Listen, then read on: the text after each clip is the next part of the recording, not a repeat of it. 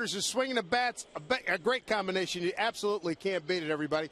Let's take a look and talk about what the Mariner offense has done here coming off the strip, Mike. Well, I think more than anything, they've gained a lot of confidence as you look at what they've done over the last 10 days. 66 runs scored, that's first. The hits, 96. I love the extra base hits. That's really what made the difference, I think, for the Mariners. That lets you know they're swinging with a lot of confidence. But all good signs for the Mariners coming back after another long road trip, finally getting home. And nobody's been more clutch than Kyle Seager. Eric Wedge on the trip, moved him up to hitting third in the lineup, and he's done nothing but damage since he's been in that spot. I think Kyle feels at home hitting third as you take a look at the 2-out RBIs for him this year, 22 amongst the league leaders in that category. Mariners on the road, runners in scoring position, had a batting average of .361, and hopefully that'll continue here in this ballpark. Meanwhile, you have the Dodgers. They come in with the best record in Major League Baseball without their big horse, Matt Kemp. And Don Mattingly, they've been able to get it done here. Well, if you look at it, you can see why. If you take a look at the numbers, they're second in pitching and they're second in hitting. You have those two things going for you, you're going to win a lot of games. And so I think for the Dodgers and their style of play, even though they have their MVP candidate out right now, he's eventually going to get back, but they played some tremendous baseball. Andre Ethier, a great reason why. Andre Ethier, their right fielder, and he is swinging the bat very effectively, but tonight he's got Kevin Millwood to deal with. Kevin's had experience against the Dodgers over the years, and Kevin looking for a big game here tonight. So Kevin Millwood, first game of this long homestand. Thank goodness the Mariners are back in Seattle. They take on the Los Angeles Dodgers, the best team in Major League Baseball. First pitch is straight ahead.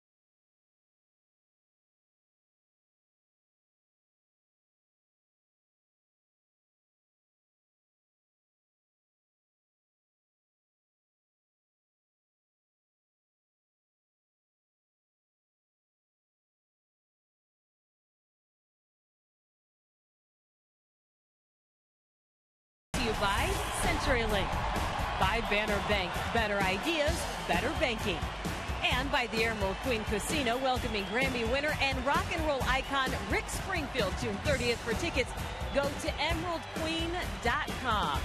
Welcome back inside Safeco Field. The crowd roars for Edgar Martinez, who throws out the first pitch tonight. The crowd was certainly interested in what happened to a current Mariner early today, Felix Hernandez, playing catch. Remember, he missed his start on Wednesday, and we're wondering when we'll see him out there again. The good news is he felt just fine after playing catch, but the Mariners have decided that he will not start until Tuesday. That's because he's going to get the same number of starts before the All-Star break, regardless as to if he pitches on Sunday or Tuesday. So why not give him some extra rest? So it looks like LA dodges a bullet in this one. They won't see Felix Hernandez. For more on who the Dodgers will see and the rest of the pitching matchups, it's Angie Mentink and Bill Kruger. All right, Jen, thank you very much. Yes, and now that Felix has officially been scratched for Sunday and pushed to Tuesday, it allows us to fill out the rest of the weekend series with the help from Lexus anyway. Kevin Millwood heading out to the mound tonight, and when you look at the disparity of starts between these two pitchers, it's amazing. 423 starts separating him and the Dodgers' Nathan Eovaldi. Tomorrow, a couple of southpaws, Bill.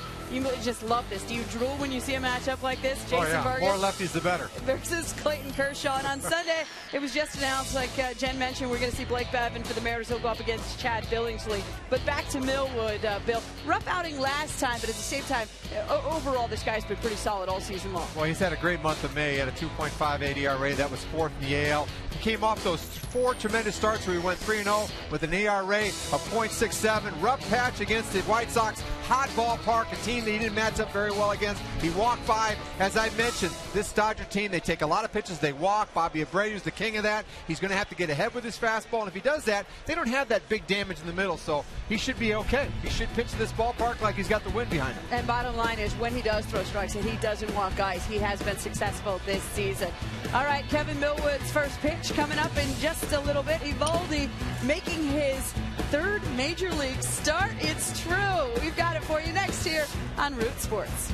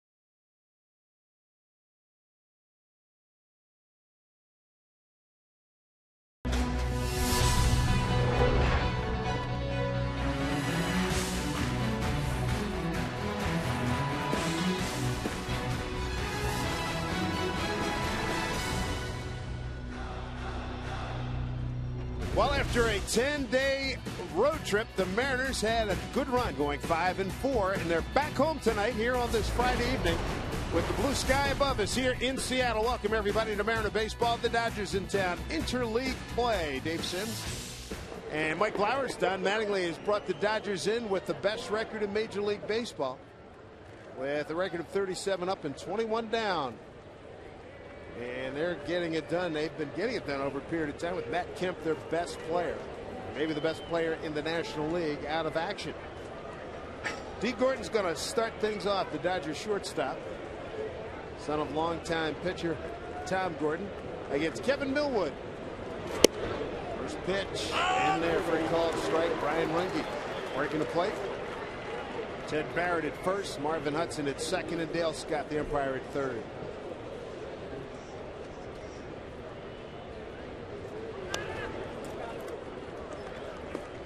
Heavy reliance on speed with young Mr. Gordon. Stolen 14 bases, showing a willingness to bunt.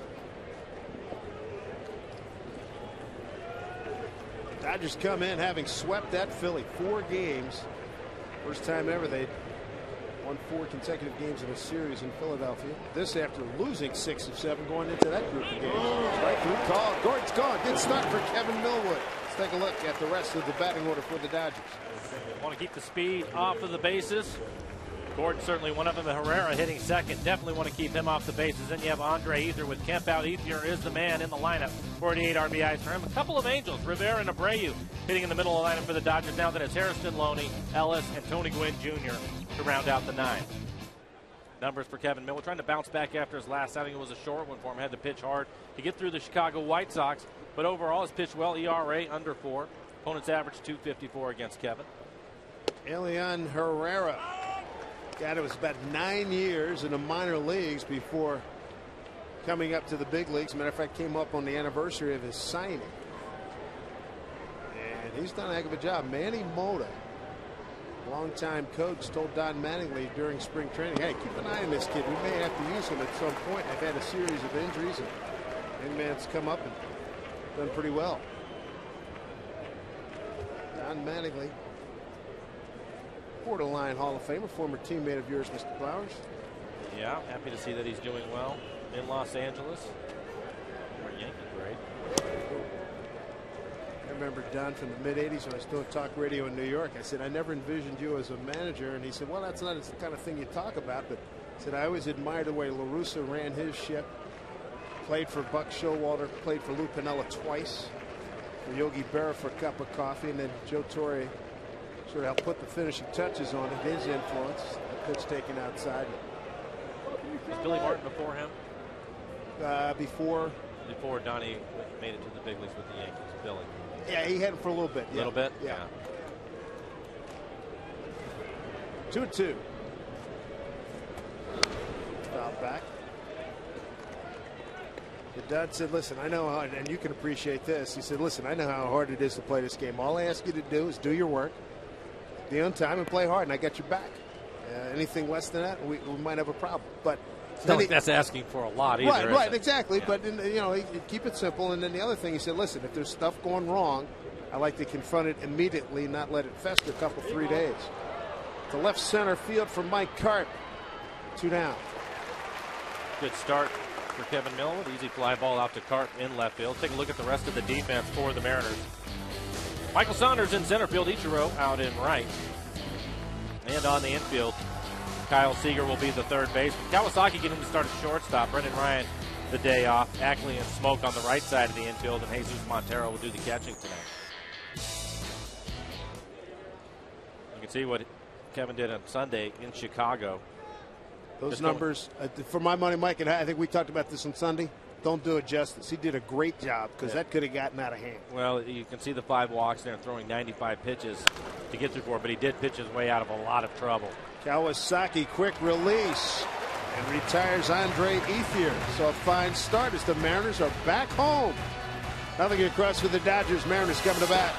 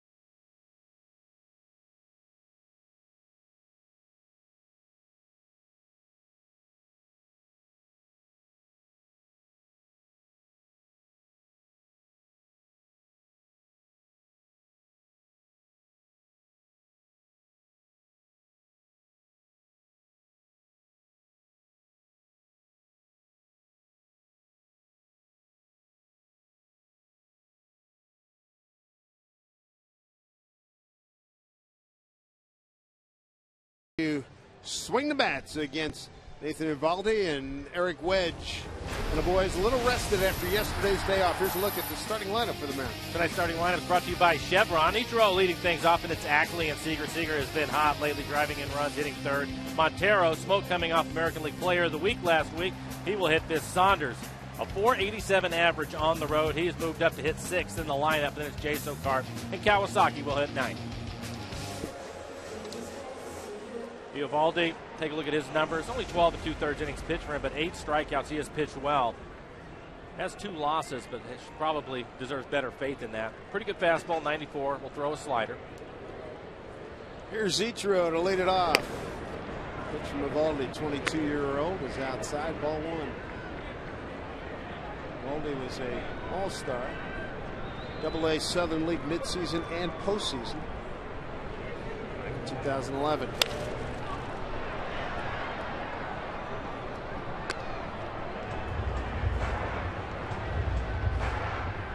Dodgers have the number 2 ERA. Make that number 9. No, number 2. I read it wrong. Number 2 ERA in the National League. This one popped up behind third base. A.J. Ellis has come up with some big hits for him. And again, without their big power source in the middle, they've more than held their own. Pretty good numbers for Ichiro during the course interleague play in his career, up and in for ball. Remember, it's early, and I haven't had a chance to see Eovaldi pitch, but right away he reminds me a little bit of Garrett Richards, the young man that pitched for the Angels a few nights ago. Good fastball at 94, 95, a tremendous run on it. Take the comebacker, throw over to Loney, 1 down. Take a look at the rest of the defense for the Dodgers. In the outfield, you have Abreu in left. Tony Gwynn Jr. is in center field. Andre Ethier, tremendous outfielder, he is in right. And on the infield, Herrera at third. Gordon and Hairston will play up the middle. James Loney, terrific first baseman. And then, of course, A.J. Ellis will do the catching.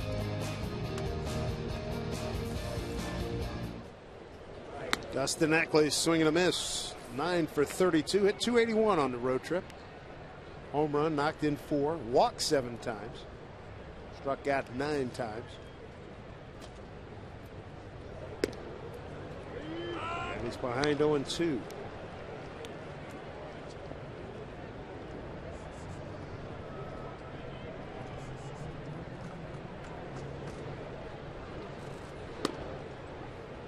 Center fielder Tony Gwynn Jr. shading Ackley towards left center, not too deep.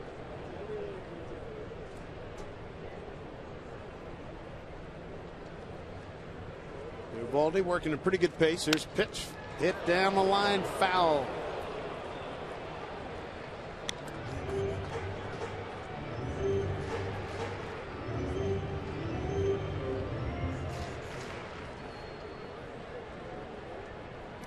Talking a bunch of the Mariners, they enjoyed yesterday's day off, slept late.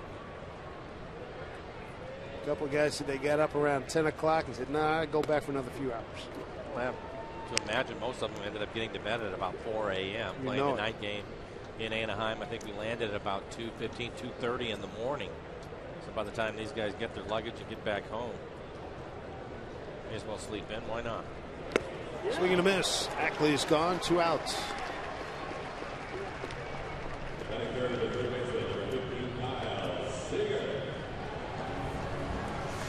Basically just going at him with fastballs. That's a 96-mile-an-hour heater on the inside corner that Ackley isn't able to get to. The first punch out of the game. Bring up Kyle Seager. He was simply sensational during the road trip, hitting .343, 2 homers, and knocked in 10 runs. And the Mariners as a team, 28 runs knocked in with 2 outs. Did on the road trip. It's been productive, and I think more than anything, we talk about it all the time. 2 out RBIs, toughest hits to pick up and drive in those runs, and Kyle's been the best at it on this club this year. He's just been terrific in key situations to get the big hit to get the Mariners going. Justin Smoke waiting on deck. 1-1 count. Good curveball.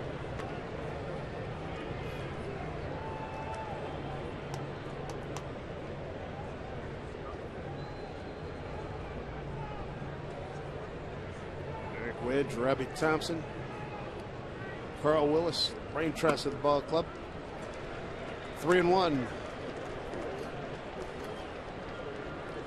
Felix Hernandez will not go on Sunday. He'll pitch on Tuesday against San Diego with an extra day off. 3-1 pitch. So full count to Seager. 2 outs, nobody on here in the first. Montero's on deck, and for the Mariners, this is the 4th consecutive hot team they're facing. They go 5-4 in that road trip. Texas was playing well at the time. Chicago and Anaheim, the Angels in Anaheim. 3-2. Dodgers come in off a 4-game sweep of Philly. Best record in baseball. Well, then you have the Giants to finish up the homestand, a second-place club. You look at the last road trip, it's a first-place team, a first-place team. Second-place Angels, who have been hot. As you mentioned, the first-place Dodgers, the best record overall. 3-2, fouled off. And I think that the guys have really done a good job of hanging in there when you look at the caliber of clubs they've played against. Done real good. 37 games on the road, by far more than anybody else. And I think for such a young club, they've hung in there. So hopefully they can take advantage of being at home and continue swinging the bats the way that they were on that last road trip. 3-2 to Seager. Fouled off again. Eric Wade's talking about, hey, a little bit of normalcy will get restored here now. Schedule will start to catch up. I mean, it is crazy. 37 road games. This is home game number 23. Seager making Eovaldi work. 3-2 pitch again. Taken down low for ball 4.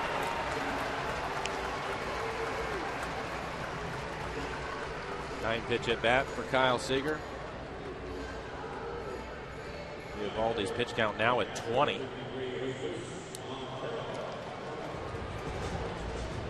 comes Montero. One of the other things that Eric was talking about the last day in Anaheim before the game, and just basically saying it's a different ball club than the club that left from the last homestand. He was really feeling good about the club and the way the guys have been swinging the bats. I think he's right about that. See how long they can hold on to it. We've had these valleys, and the dips have been pretty dramatic. And some of the highs have been too. You kind of want to flatline it a little bit if you can, and with the way the guys were swinging on the road trip, hopefully they get enough guys swinging in the lineup feeling good about it to where they can continue to score some runs. Confidence is there. Boy, they battled back from some deficits during the course of that road trip as Montero swings and misses. Strike 1. He's a pretty good road trip himself. 12 for 36, a home run and 5 runs batted in.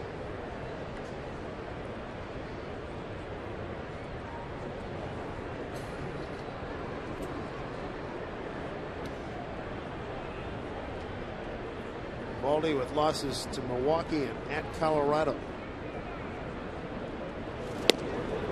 Committed. 0-2. First time the Mariners are seeing Eovaldi. They're figuring out here in a hurry. He has a good fastball. Last pitch at 97 miles an hour. Montero thought about check swing and wasn't able to hold up, so he finds himself in a hole 0-2. Baldy, number 3 prospect. Dodger system, says Baseball America.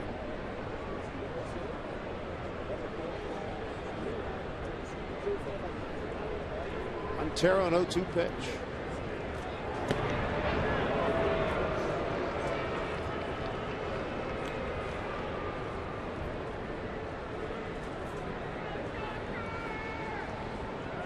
Told that Matt Kemp's injury should keep him out till probably come back right after the All-Star break.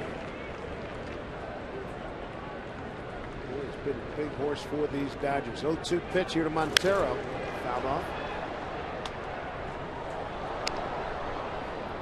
Dodgers profile, second in hitting, 5th in runs, 4th in hits, 14th in home runs, 7th in doubles. But they're second in on-base percentage to the Cardinals. Been able to get double plays when they need them, big hits when they need them. Ethier's been fantastic. The 0-2. You have to think that their home run numbers are going to be down with Kemp out of their lineup. But the other thing too is that I think night games at Dodger Stadium, it's a bigger ballpark. Just take a look at Kemp. But they'll certainly welcome him back and have him hitting 3-4 right there with Ethier, the two of them. That was a lot of damage for the Dodgers, and they need him back. Campo in the season, 355, 12 homers and 28 runs batted in. Pitch to Montero. Going back to second baseman Jerry Hairston Jr. makes the catch, and that'll do it for the Mariners. We're through one. Mariners back home. Blue sky above here at Safeco Field. No score.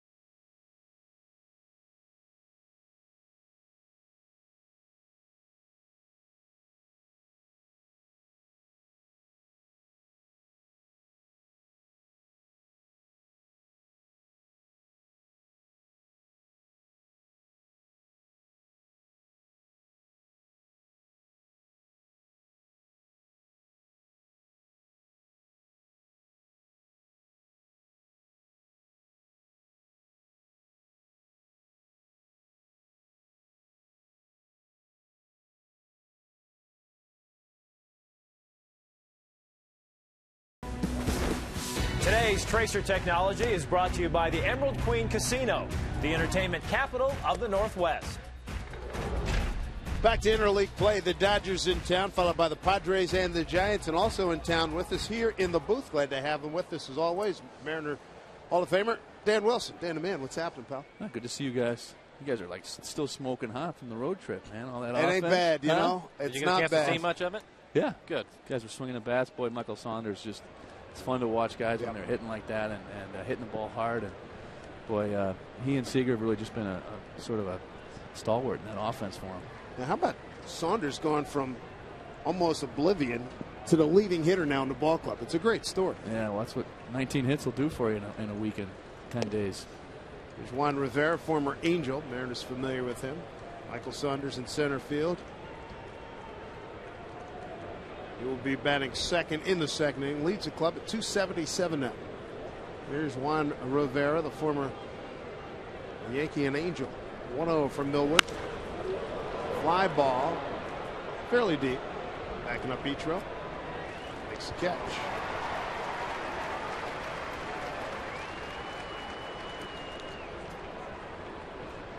Kevin Miller gives you a great effort every time out. Well, we're just showing his numbers from his last start against Chicago. Up to that point, he has really pitched well. And the thing that is impressive is you go back and you look at the clubs that they needed him to pitch well against. The Rangers a couple of times. You mentioned the club with Chicago. And, I was having a conversation with you, Dan. I was saying the impressive thing with Kevin for me is not necessarily that he was able to pitch well against those clubs, but the way that he was going about and getting more ground balls. Because when you and I saw him last time at home, we were talking about how many high fastballs, but he's clearly made an adjustment trying to keep the ball on the ground.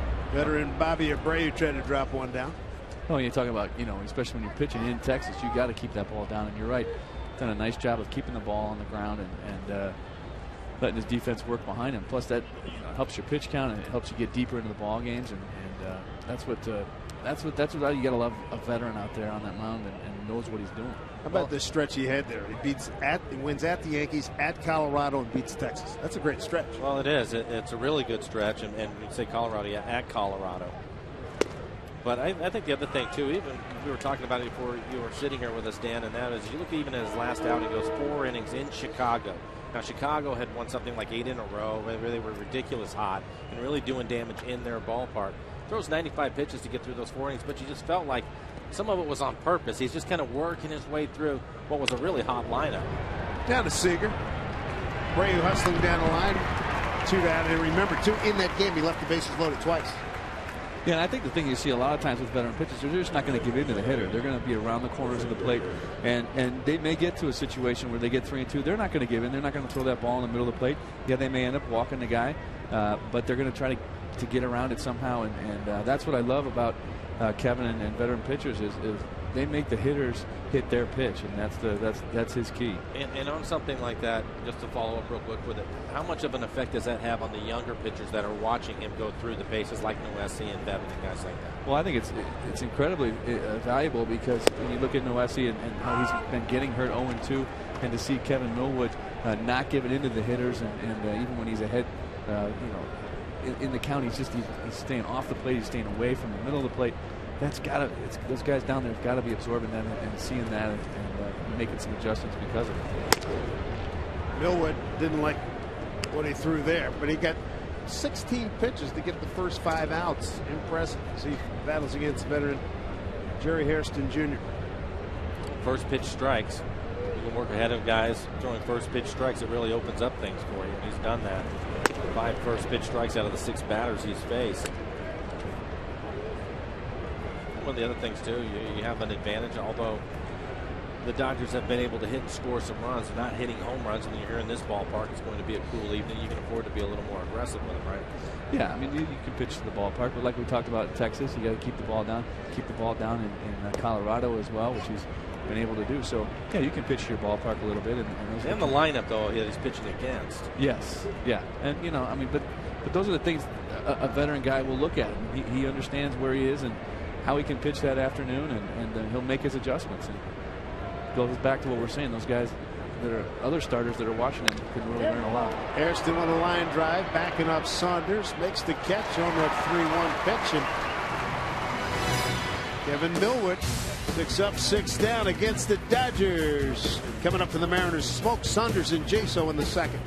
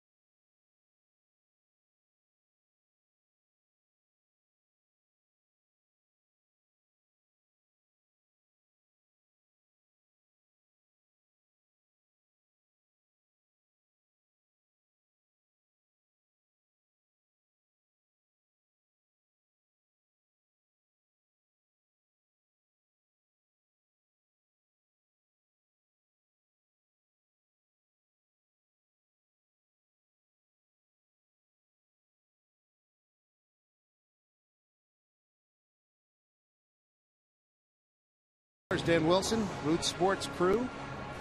Nice night here. Good crowd in the building. A lot of Dodger blue in addition to the Mariner colors this evening. We're in the Northwest green. The Mariners are tonight, as they do on Mondays and Fridays here at home. Smoke, Saunders, and Jaso against Nathan Eovaldi. Smoke since May 11th. Boy, he has been getting it done. A 294 clip. Went from 173 to 229. And you look up, and by the end of the road trip, he's leading this club in home runs with 10. He's quietly with 10 on the board. I don't know if you can do that or not, but it seems like it's been fairly quiet to see him get to 10. And backhanded by Jerry Hairston Jr. One out. Let's check in with Tom Glasgow. Tommy? All right, David, we're going to talk some Subway Series in New York. The Yankees and Mets getting together at Yankee Stadium. Johan Santana on the mound. Of course, last Friday throwing a no-hitter.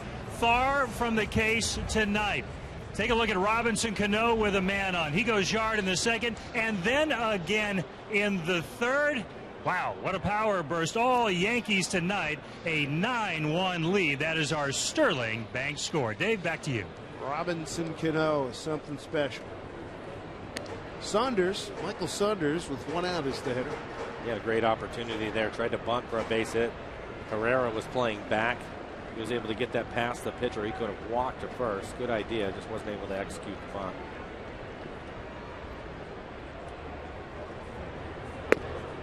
Michaels worked his way up in batting. Be the leading hitter on the Mariners Ball Club entering tonight's game. 277. Seager 274 right behind him. 0-2. And he's going to 3 pitches. 2 down. Second strikeout. Evaldi. He's just staying with the good fastball. Take a look at it. Elevate a fastball and an 0-2 count. Michael can't lay off of it. You said it earlier. If he's reminding you of Garrett Richards the other day, the boys could be in for an interesting evening. Yeah, did you get a chance to see that game against the Angels, Dan? It was tremendous. We were expecting 93 with a good sinker, and he was throwing a good sinker at 97.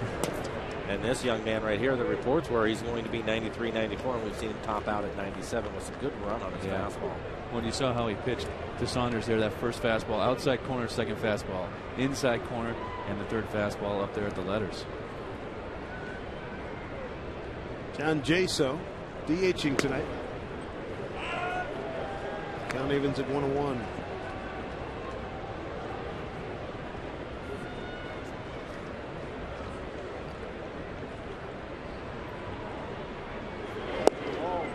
Something off of that first strike. Jaso with a good road trip. Part-time player, 7 for 23, hit 304, home run and 5 runs batted in. To left field. Bobby Abreu puts it away. 1-2-3 inning in the second for the Mariners. No score here at Safeco.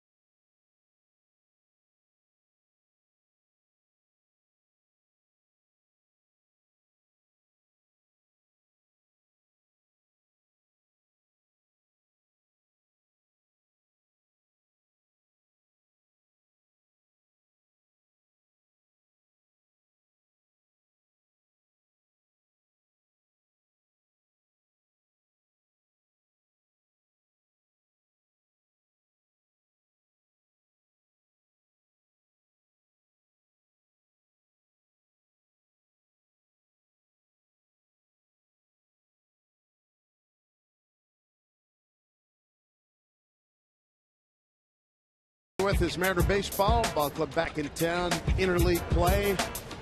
And how about Poppy throwing at the first pitch? Edgar Martinez. Good to see your old teammate, huh? He looked good. And I tell you what, he put a little hair on it, didn't he? 2 strikes. I think that might be the best one we've seen this year. Yeah. Without question, Mike. He didn't bounce it. It was right on the money. Had a little move to it. Yeah, it was great. Nice little run on his heater right there. AT&T trivia question. Mariners franchise record doubles in a season. Boys, it's all yours. First hitter is James Looney, bottom third of the order in the third inning. He threw out the first pitch tonight. I think I'm going to go with Edgar Martinez. A double Martinez. That's the obvious choice, though, right?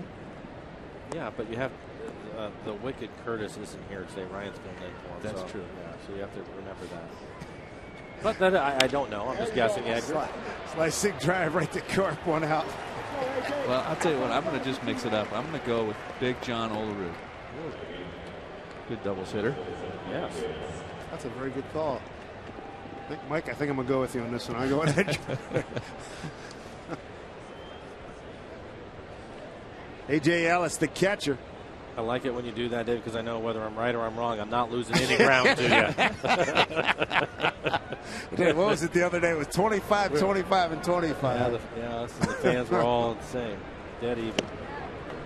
I'm told A.J. Ellis is like, will remind you of a certain Oakland A that plays first base. Take a look at a lot of pitches. Derek Barton. Work some counts, 0-2. I saw him swing the bat a couple of times in that series against Philadelphia. He looks like he has some pop in his bat. 6 home runs on the year and just 150 at bats. And a game winner in their last homestand. And Millwood dismisses him with a breaking ball up in the zone. Millwood's second strikeout.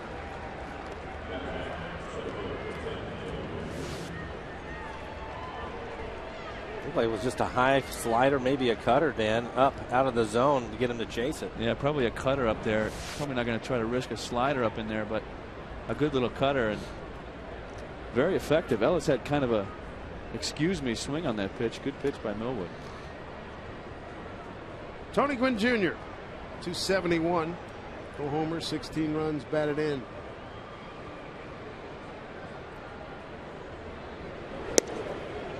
Little T's been with Milwaukee, San Diego.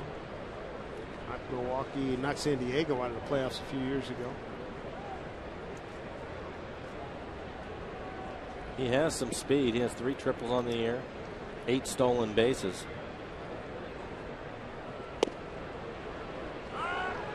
1-1. Early returns. Answer C, Edgar Martinez. Is already might be lapping the field.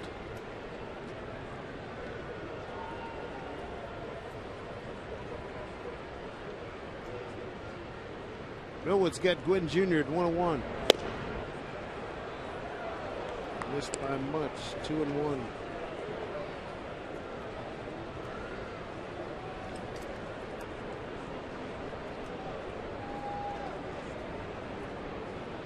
Straight away is how the Mariners outfield plays. Gwynn not deep. 2-1. Popped it up. Seager taking a look. Montero taking a look. Nice play by Montero. Kept the mask on right at the Dodger dugout, rather, as Kevin Millwood first trip through the order for the Dodgers. 9 up, 9 down. Helped by a play by Montero. Well done.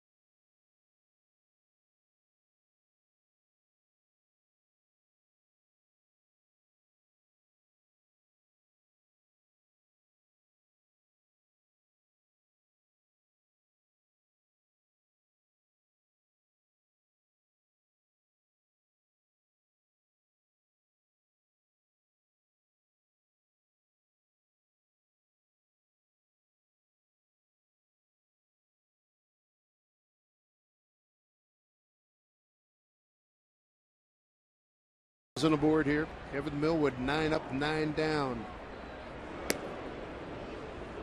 Mike Karp leading it off for the Mariners. Karp, Kawasaki, and Ichiro.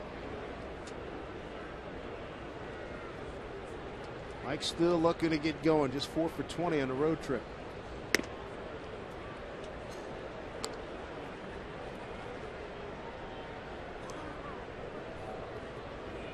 Did have a double and 4 runs batted in during that time. 2-1. One of the things that happened on the road trip when he hit that double down that I thought was great was Eric Wedge. He ended up getting in a 3-0 count, and Eric turned him loose even though he struggled this year, and he ended up hitting a double. And I thought that was a great time for that because Mike, he has some pop in his bat, and you're trying to get him going. You know he's going to get a fastball at that point. He was able to hit it hard, try to get his confidence going. Yeah, and just giving him the green light 3-0 probably gave him some confidence as well. 2-2 up high. That was early stages of the game a couple of nights ago in the second inning. 2-run double down the left field line as Kawasaki awaits. Karp works a walk to start it off here in the home third. Second walk issued by Eovaldi.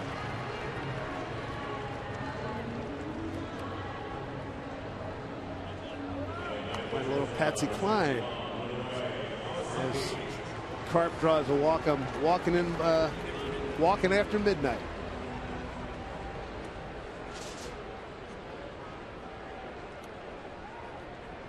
Munenori Kawasaki. He's hits a bunt down. That's fair ball. Throw to first. Now they're going to call it foul. Brian Runge coming out saying, hey, foul ball. Kawasaki ended up getting the start the first game in Anaheim. Brendan Ryan ended up getting the night off, and he played well. Ended up with a couple of hits, including a bases clearing double as he tries to bunt. The ball actually hit on this side of the line, and by the time Herrera fields it, it's clearly foul. He's in foul territory, so that's a foul ball. As you take a look at our McDonald's Supermo, so you can see where it hits on the chalk. Swinging away, fouls it off. Brings up a good point. Those balls, Mike, usually when they're bunted, I mean, you've seen a lot of bunts down there, but it's the spin on the ball that really can cause trouble. And that one there, you saw it, most of the time they're spinning away and foul, and that's why guys let them go foul. But sometimes you can see some funky spins coming off that bat. You can, and the other thing that you have to know is you have to know what the foul territory, where that line is, whether if the ball is rolling, not necessarily spinning like that one was, but whether it's going to go foul or not. And you have to make a decision right away on whether to field it or not.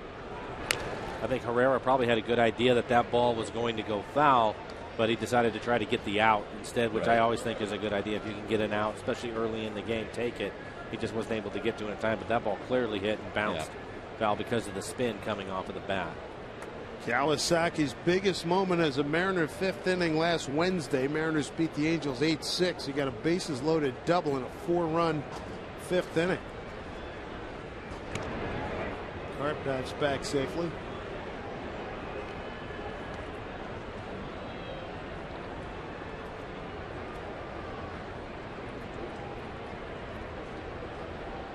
Wind no factor here tonight at Safeco Field. Flags hanging low. 0-2 pitch. Slow roller, Hairston to Gordon, and they can't turn the double play. Karp erased on a 4-6 fielder's choice.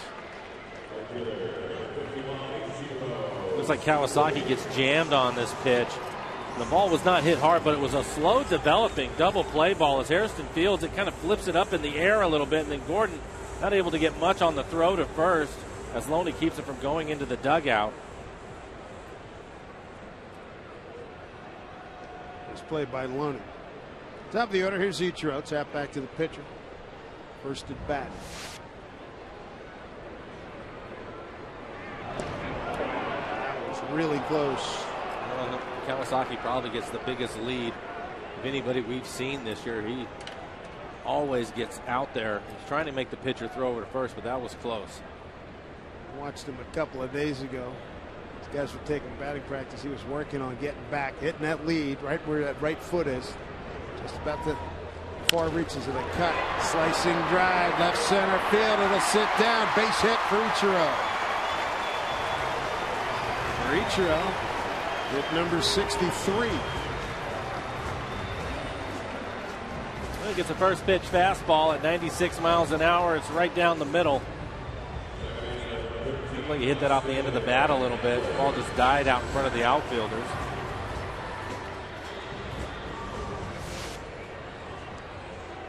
Two men aboard.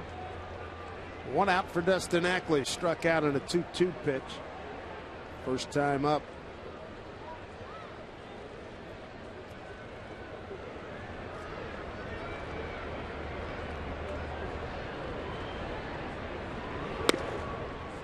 Shows bunt. Ball one.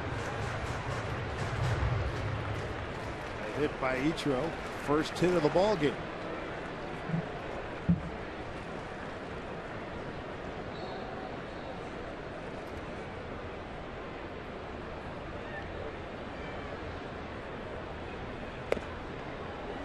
One to count to Ackley.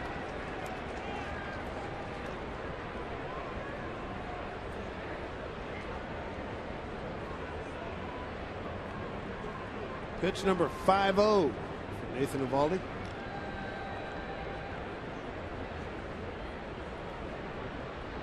Good wheels out there for the Mariners. Way outside. 2-1.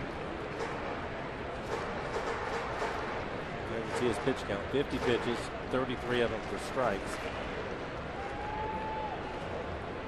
Really uses that fastball. That breaking ball there way outside. One of the few breaking balls we've seen him throw. Just uses that fastball in and around in different locations. You're right, Dan. I mean, right now he's at 86% fastballs. That's a big number.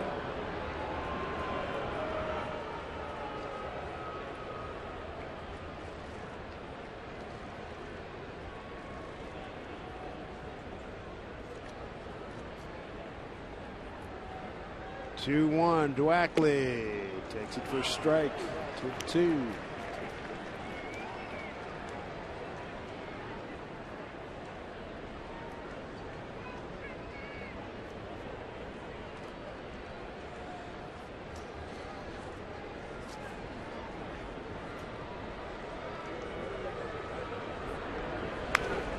Back.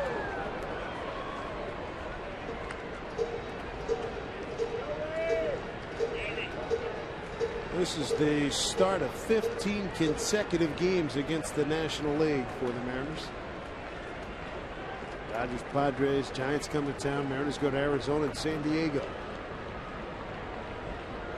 2-2. Struck him out. Fouled it into the glove. The catcher, A.J. Ellis. AT&T Trivia question answer.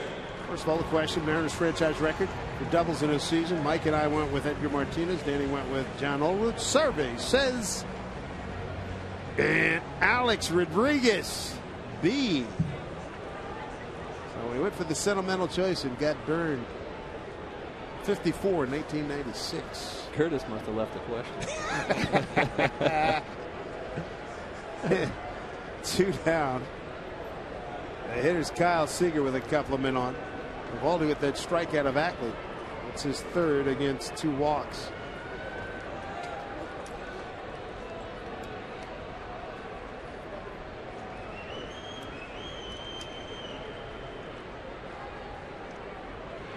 Out inside in that same year when Alex had 54, Edgar Martinez had 52 doubles.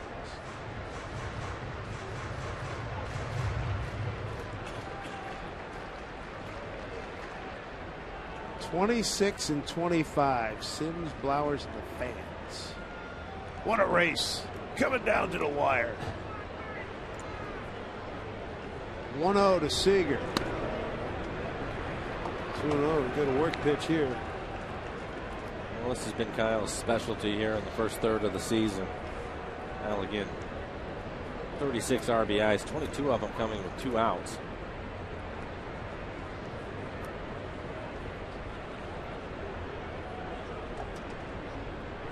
Kawasaki and Ichiro aboard. Pitch outside, 3-0. Jesus Montero's on deck.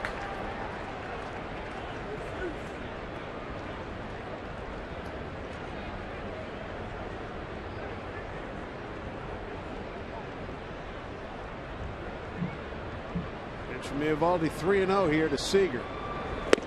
Takes it for strike.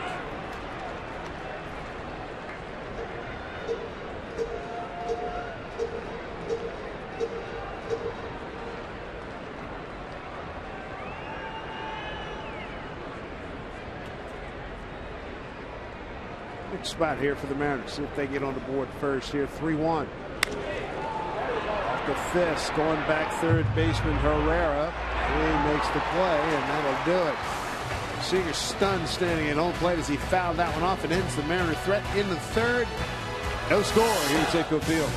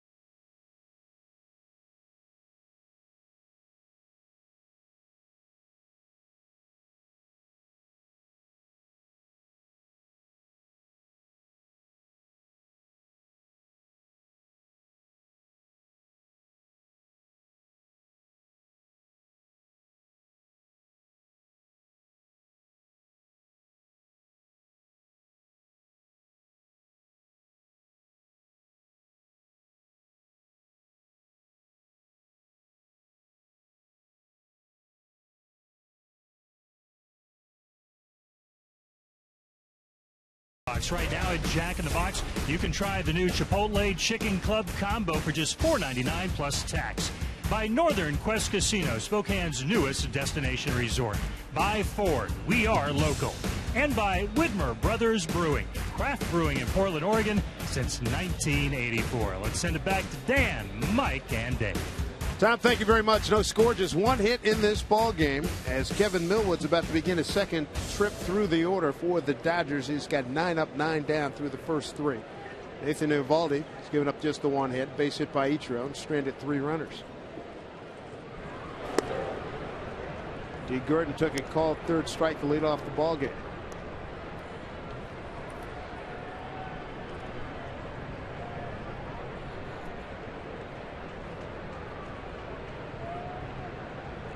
Inside. Both of you guys faced Tom Gordon, right? Flash? Yes. Yeah. Good pitcher. Great curveball, 12-6 curveball, right? Yeah, and early on, he had a fastball that was probably in the mid-90s, and he had to deal with that curveball, which was one of the best in the business. 2-0. Starter turned closer, right? Yeah. Flash. Who's called Flash? Mm-hmm. Son's got the speed, right? Herrera's on deck, switch hitter. Millwood 3-0 count. It's just his second 3-0 count tonight. 3-1.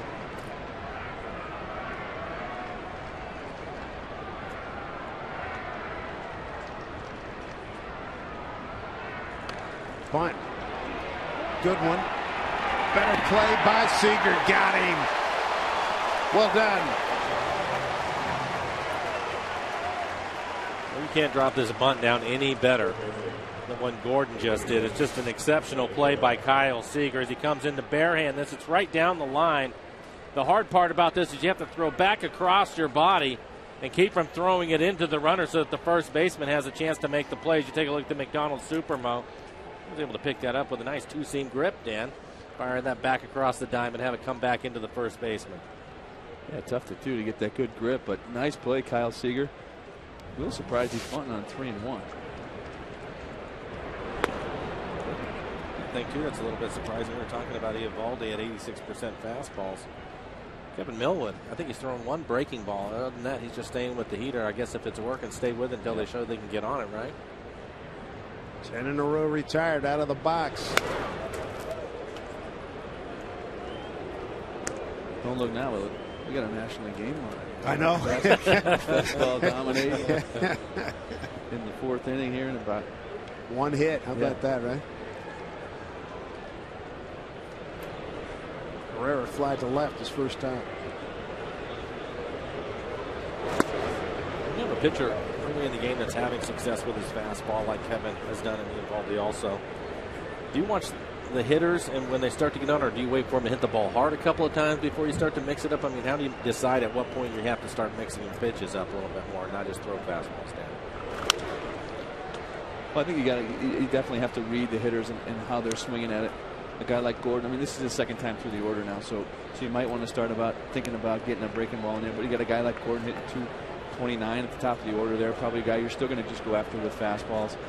And now they're going to start looking at it and see, hey, how are these 2, 3, 4 hitters?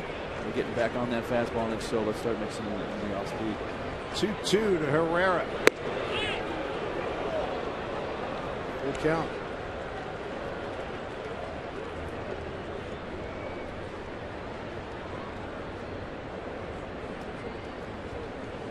Good accuracy tonight. Mr. Millwood. Here's a payoff pitch. Struck him out. 2 down. Third strikeout for Kevin Millwood. 2 outs here in the Dodgers' top of the fourth. Hottest June on record. It continues here at Safeco Field. Next weekend, showdown against the boys from the Bay, the San Francisco Giants. Tim Lincecum and the 2010 World Series champions arrive next Friday. Take on Felix Ichiro and the Mariners. 3-game thriller. So make sure you get your tickets. See the Giants here at Safeco Field at Mariners.com.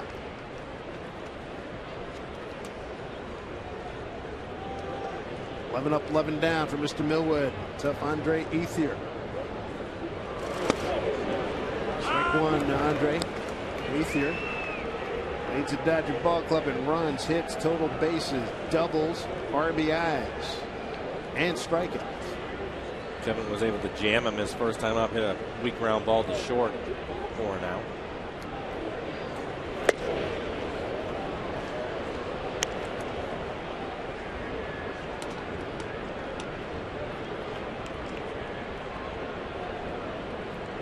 There's Matt Kemp.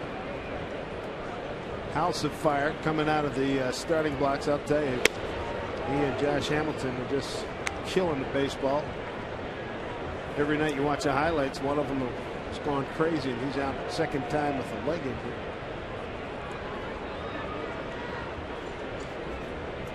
Counts 2-1 to Ethier.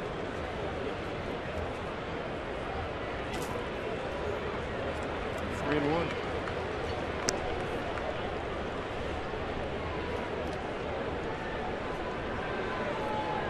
Juan Rivera awaits.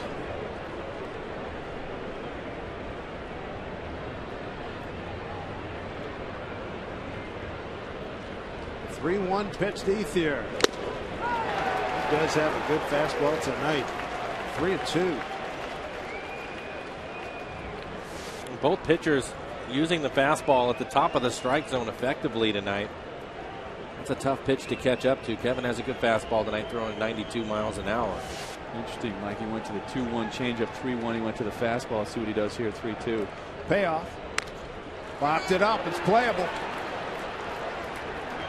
Seager's under it. 12 up, 12 down. Kevin Millwood through 4.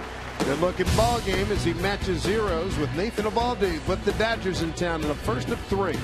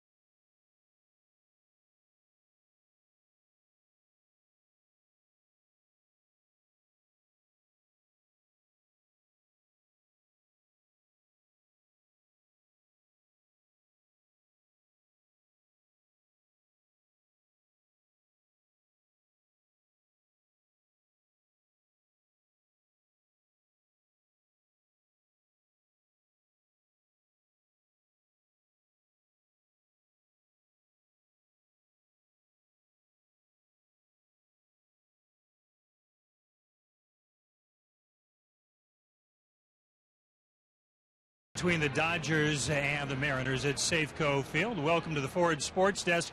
Let's take you to Boston, a matchup between the Red Sox and the Washington Nationals, and two of their young studs putting on a show tonight. That is the phenom, 19-year-old Bryce Harper, and oh, he gives that baseball a ride in the fourth. A 2-run shot.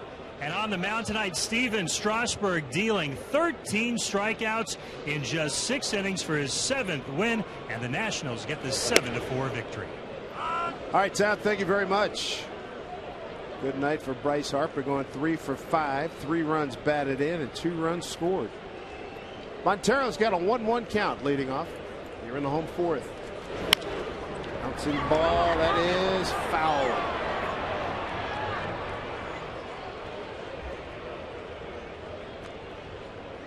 I'm talking about Bryce Harper. Young man's playing well, hitting at 288. And that home run is 6th. He's an exciting player. You get a chance to see him play, take advantage of it. I like the way he goes about his business. I know a lot of people, when he first came up, I believe it was against these Dodgers when he had his first hit and the helmet flip off and all of that kind of stuff. And the whole thing with the Hamels and getting hit in the back. But I'll tell you what, he plays hard. I think he's a lot of fun to watch. Well, I put him in that category, fun to watch. Him, Trout, Trumbo, gorgeous because he runs so well. Obviously Hamilton and Kemp and those guys, but it's a good group there. 2-2 pitch. Laurie kid from Toronto, plays hard.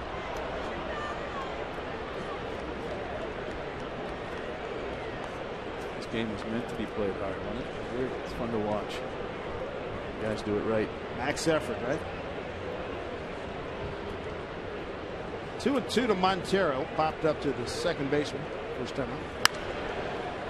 Something to be said for speed. Oh. I think it's safe to say that Danny and I ran hard all the time. Right. It just didn't necessarily thrill you at all there, Dave. But you get guys that run hard like Hamilton or Harper and those guys that can really move. That's fun to watch.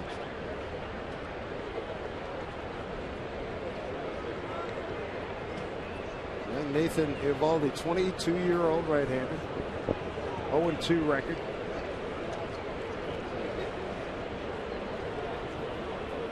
Hot prospect in the Dodgers system. 2-2 to Montero. And swing and a miss. That's a 4th strikeout for Eovaldi. Starting to mix it up a little bit. 3 sliders to Montero. Ends up putting him away with a good slider off the plate. Montero's trying to catch up to 97, but he gets an 87-mile-an-hour slider. Obviously, he's not happy with himself, but a good pitch. CenturyLink, high-speed pitch. Look at that, 98 he tapped out it. Eovaldi's got 4 strikeouts, 2 walks, giving up 1 hit. The only hit in the ball game, it was by Ichiro. 1 out in the 3rd. There's a ball to Smoke. He grounded out the 2nd. You're right, Mike. He's starting to mix that off-speed stuff in there. That first pitch curveball to Smoke, a good one. Good 6-12. Good bite to it. 1-1. So difficult for the hitters if you could get a pitch like that over and get it called, because all of a sudden you have to respect it, and still knowing that he has a 95, 96 mile an hour heater to go with it. The best thing the Mariners have going for him right now is they're getting to his pitch count. You see that last fastball at 97. He's at 67 pitches. He's thrown strikes, 43 of them for strikes. 2-1 pitch is Smoke. Chop foul. I think Justin so far has probably had the best swings off of his fastball. He hit the ball hard to second for an out his first time up, but even on that heater right there, 97, a good aggressive swing, and the barrel to it, just fouled it off.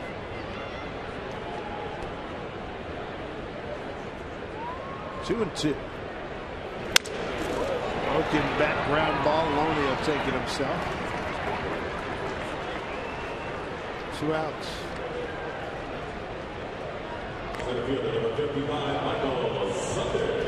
This looks like a slider in on his hands. It's 85 miles an hour. Looks like Justin hits it off the label.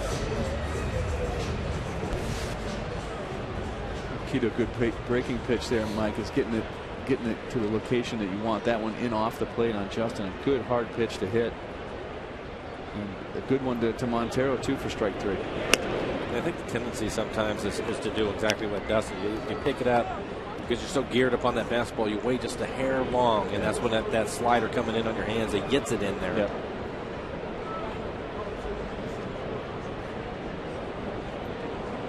1-0 here to Saunders. Broke his bat. It's a base hit. Second hit of the ball game, both by the Mariners. Ichiro got the first one. Well, a couple of things. One, Michael Saunders is obviously strong because this is in his kitchen at 97 miles an hour. But he's so strong, he's able to fight it off and actually hit it hard back up the middle. You take a look at the McDonald's Supermo, you can see how deep that gets into him and splits his bat in half. But when you're going good, Danny, those turn into base hits. Yeah, you got to love it. Wonderful trip turned in by Mr. Saunders. Here's John Jaso. 2 outs, go ahead and try to steal it. We're seeing Eovaldi has a quick move to first, so Michael will have to respect that. Saunders leads the club in hitting, leads the club in stolen bases with 9.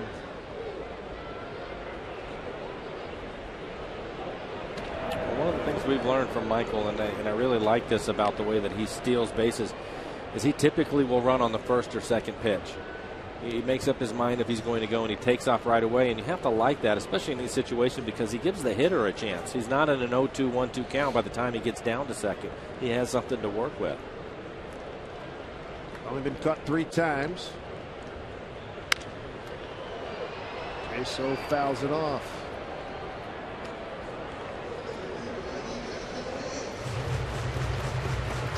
That base hit by Saunders, Mike, that's that pitch we talk about a lot, that one that's inside like that, and you can pull your hands in there just enough to get that ball up the middle. And when you're doing that, you know you're going good because your hands are getting inside the ball where you want them to be. Well, he's obviously trusting him because he's letting the ball travel. He's not trying to rush himself to the baseball. Fouled off again by Jaso, 0-2.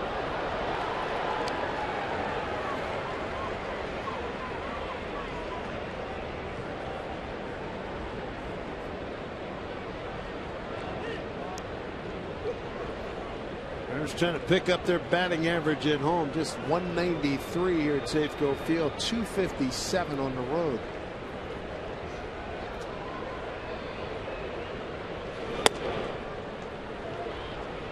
One and 2.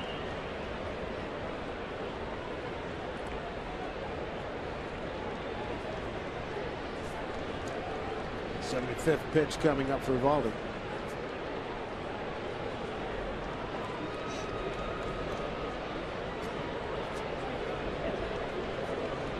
Saunders back.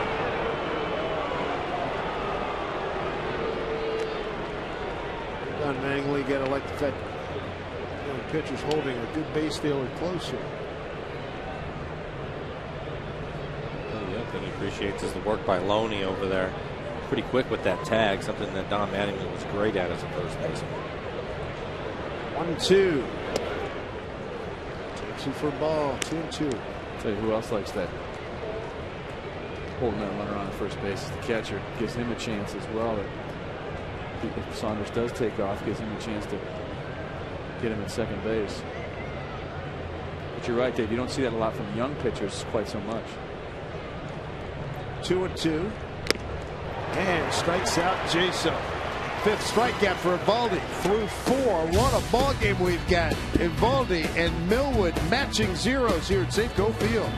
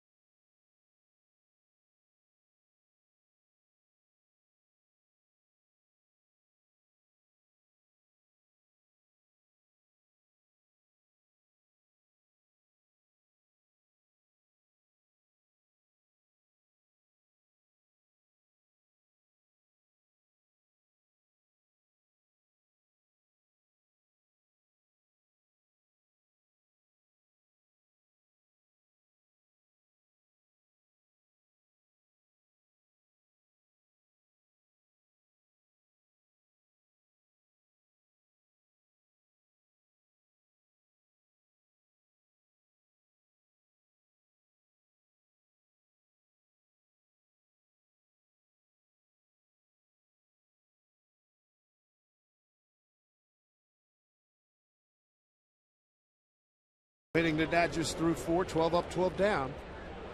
He's struck out 3. 4, 5, and 6. Rivera, Abreu, and Hairston Jr. here in the 5th. Dodgers here for the first time since July of 2000. Ball one at Rivera. Flied out the right his first time up. Look at that line by Kevin Millwood, Dave, and you realize he's thrown 91% fastballs to this point in the game. He's got a real good one tonight.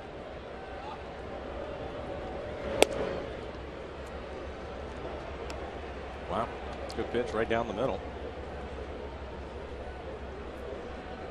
There you go. You can see on the tracer. Bottom of the strike zone in the middle of the plate.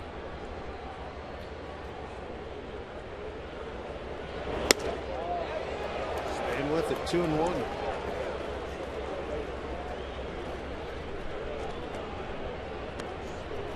A 2-0 heater up in the zone like that sure looks good, doesn't it, Mike? Comes a layoff of it. Yes, it really is. See it really good coming out of his hand, but really have no chance to catch up to it.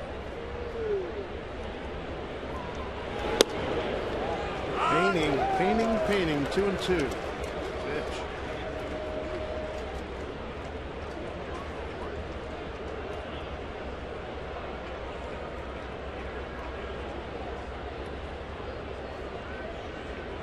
Two and 2 to Rivera, leading off the 5th. Full count. 3 straight. Make that 3 straight full counts. And 4 consecutive hitters with a 3-ball count as Abreu awaits.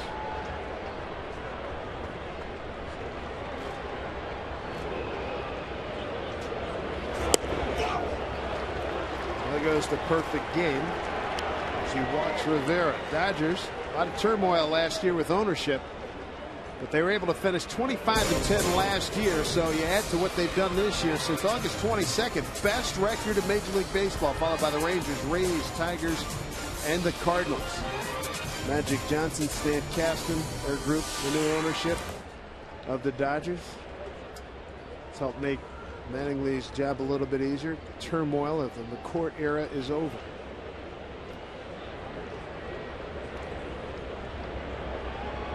Rivera at first. Here's Abreu. Chance for 3-6-3. There's the front end. There's the back end. Double play.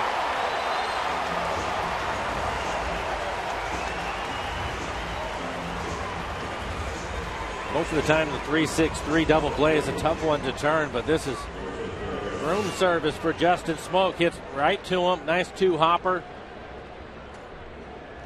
Easy throw, and then Kawasaki, he has all day to finish this double play. Job by Millwood to get the ball on the ground so that they can turn it. Key to that double play there is the feed from Justin to the shortstop there.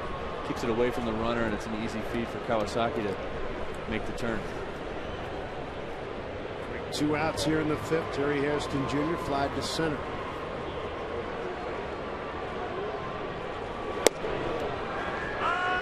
Justin, we concentrate on his offense all the time for good reason. He's the first baseman in the American League who should, but he's done an exceptional job defensively this year for the Mariners.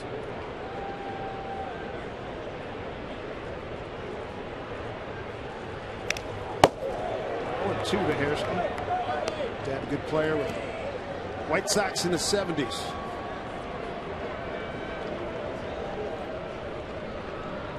Brother Scott, utility player with the Mets. Bounced around, as is Jerry. 15 years, 9 teams, got a ring with the Yankees a few years ago. The 2 pitch. Strike 3 call. Can't believe it. 4th strikeout for Millwood. And a no-no working through 5 here at Safeco Field.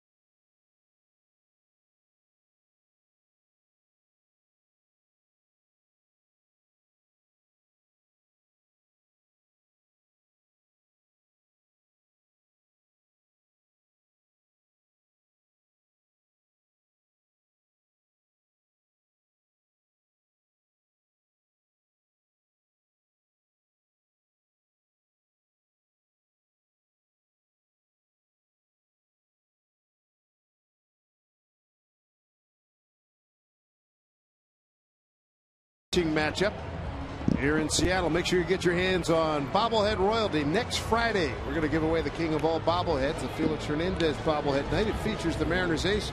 Be wearing a yellow Kingsport t-shirt. It's free to the first 20,000 fans, so make sure you come on out, pick up your tickets. Next Friday's matchup against the San Francisco Giants. Get your tickets at mariners.com. Felix played some catch today for a bullpen tomorrow. He's not going to pitch on Sunday. We'll see him Tuesday against the San Diego Padres, coming off left side back ailment from second inning last week in Chicago. Mike Cart, looper left field, and run down by Bobby Abreu. 1 out.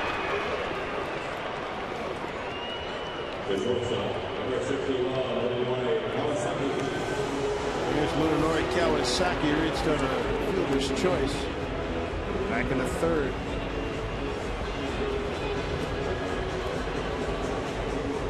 I think we'll see the Mariners, as they get past Kawasaki, they'll be working through the lineup for the third time.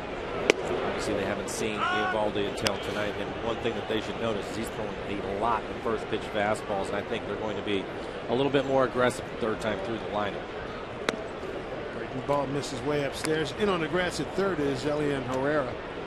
Up 3 steps in against Kawasaki. 1-1.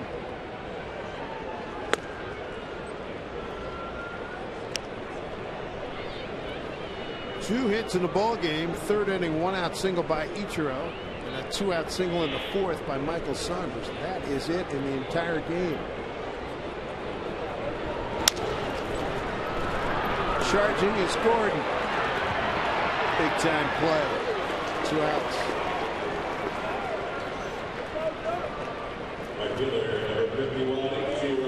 Drop the order. Here comes Ichiro. 1 for 2.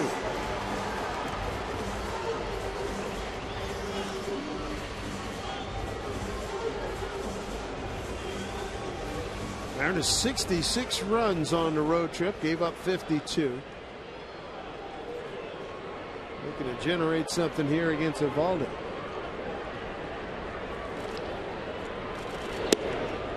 Strike 1. There it was, Mike. First pitch fastball, 94. Almost the middle of the plate.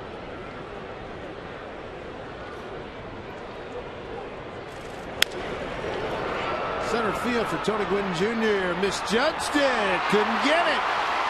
Broke back and it cost him. Base hit for Ichiro, his second of the night. Gwynn a little shaken up there. Looks like he'll be okay.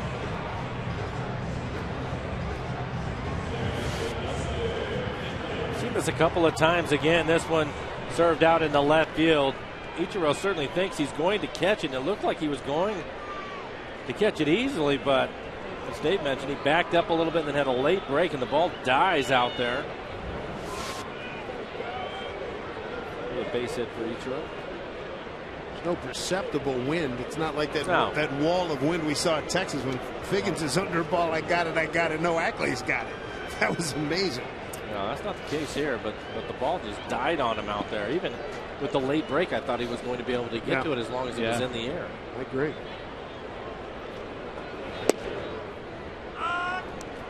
Ackley has struck out twice on 2-2 pitches.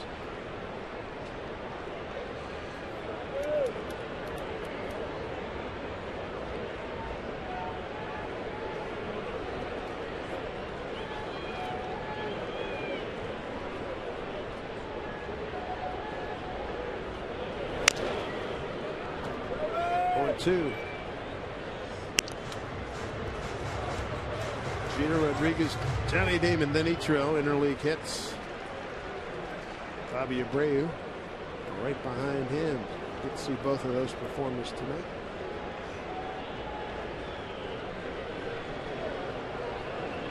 Ackley 3 for his last 10. Put it in play. Base hit. Finds a hole. Couple of men aboard with 2 outs here for the Mariners.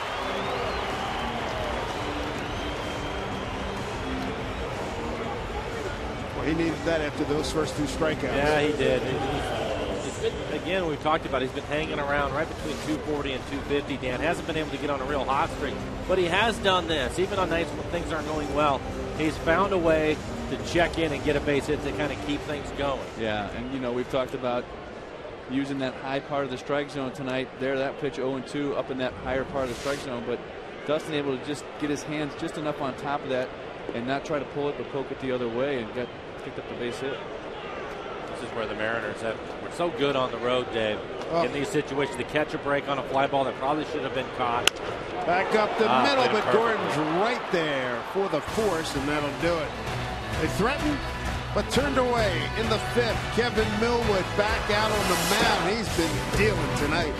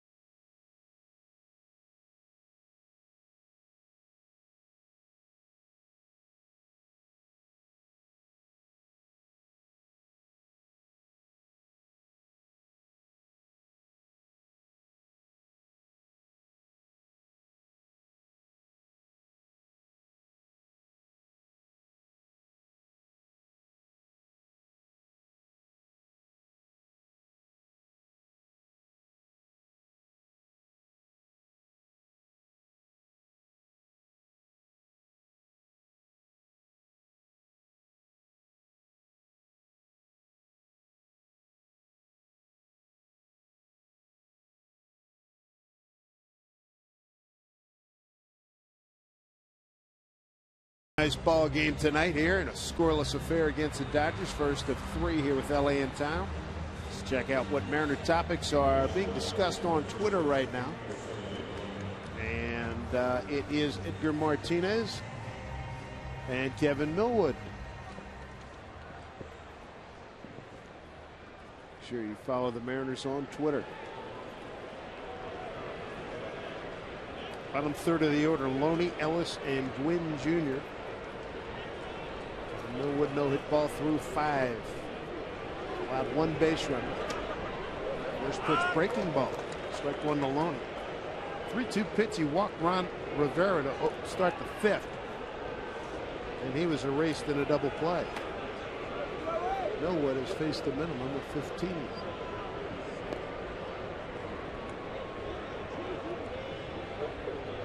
Featured a very consistent fastball here tonight. That one up high. Okay, Dan. He's throwing 90% fastballs, and he comes out and starts this inning with a 70-mile-an-hour curve. Where do you come up with that one?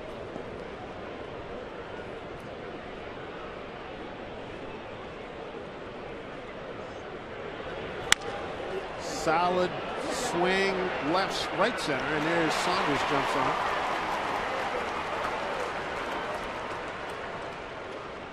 What do you see? What do you like, boys? Well, I just like his fastball command. It's been a big key of his success overall this year, and he has it again tonight. And again, being very aggressive with it. At times mixing in his cutter and slider. We just saw a good curveball from him, but I think it all revolves around his fastball command, and with that, everything else looks a little bit better, Dan. Yeah, I think the one thing I see on that fastball tonight, too, is that good movement that he has, that good sink, that good run to it. He can start it off the plate away to a right-hander or run it in on a left-hander. So when you got that kind of movement, and like you said, you mix in that breaking ball from time to time, he's just kept him stymied. Strike 1 to Ellis, 11 of 17. First pitch strikes. Must be a lot of fun catching when a guy is on and he can hit his spots the way that he has done it tonight. Yeah, that's when it's the best. I mean, you're just back there, and every pitch you call is such a quality pitch, and that's it's a blast. The 0-2. Struck out Ellis. No 2 pitch back in the 3rd. Fooled him on off speed pitch running away.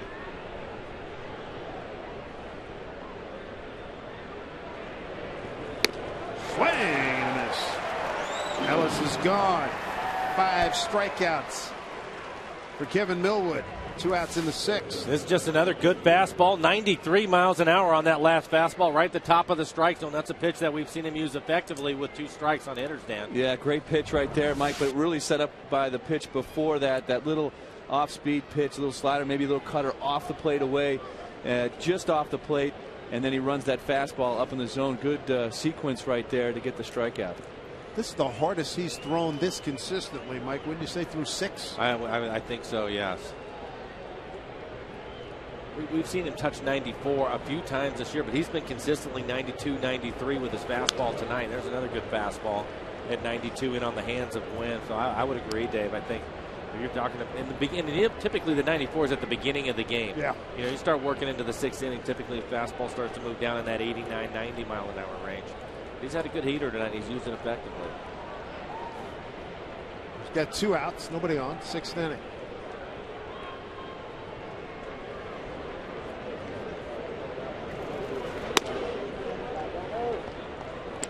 You wonder, you watch a guy through the course of the season.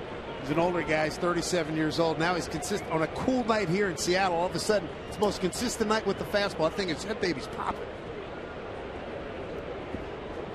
It has to help, I would think, yeah. Cooler weather. Yeah.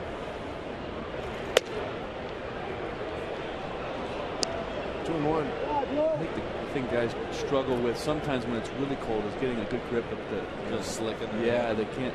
Well, no, actually, it gets dry. It gets dry, and they can't get that. They want that little bit of moisture on their fingers. But tonight's probably a perfect scenario for a pitcher. 2-1 to Gwynn. In there for a strike. He's rallied so nicely. He falls behind the count, comes right back. And again, the quality of the pitch, though, that's what Dan was talking about earlier. It's the quality of the pitch. He's just not getting back into the count by throwing it down the middle.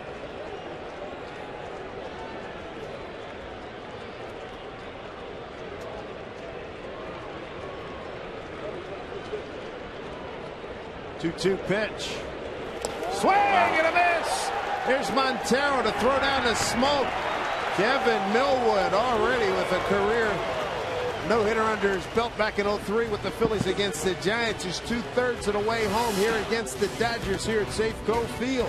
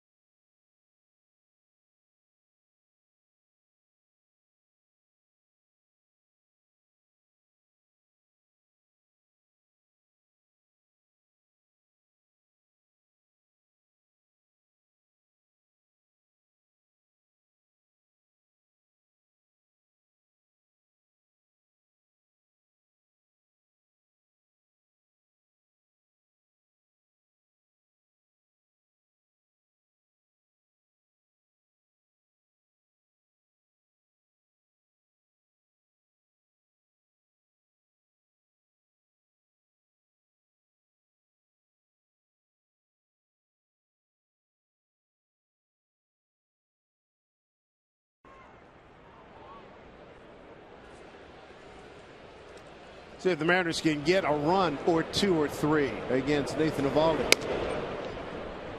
First pitch, ball one. Montero smoking Saunders here in the bottom of the 6th. 4 hits for the Mariners. None for the Dodgers. Oh, yeah. Just off the glove of Hairston. That's a base hit. Good start for the Mariners. Solid base hit for Montero. Hairston goes up as high as he can go, and it goes right off the top of his glove. Take a look at the McDonald's Supermo, bending the glove backwards and falling into the outfield. Good start for the Mariners. Second time they've had the leadoff batter on tonight. Clark was able to get on with a walk back in the 3rd inning. Mariners have gotten Ichiro to second. And that's the farthest advancement they've had. It was in the 5th inning. Strike one to Smoke. Ground out the second, ground out the first. Nothing happening in the Dodgers bullpen yet, but 90 pitches. 60 up for strikes. He still has a good fastball. 0-2 to Smoke.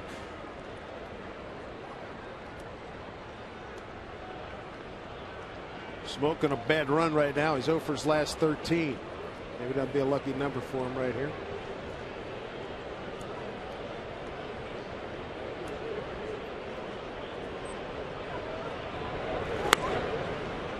Eovaldi threw 102 pitches in his last outing against the Rockies. I would assume that the Dodgers will get somebody up shortly.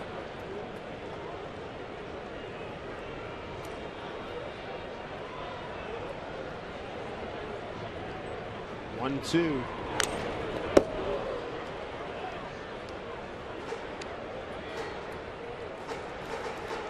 What do you remember about playing with Mattingly when you were in New York? No, he was great. I mean, at the time that I was there, as just a kid, he was already a superstar in New York and had done just about everything. But he was a great teammate too, and I was impressed with the way that guy worked. And we talked about it. And you have a similar guy who we saw throw out a first pitch tonight, in Edgar Martinez, but the same type of guy would just hit all the time. Foul back. That's why they're great, I suppose, Dan. Yeah, it's just the work ethic is amazing. The thing I remember about Donnie was playing in the playoffs in New York and just hearing that Donnie baseball throughout the stadium. So loud, it was just amazing. Smoke. It's got a 1-2 count.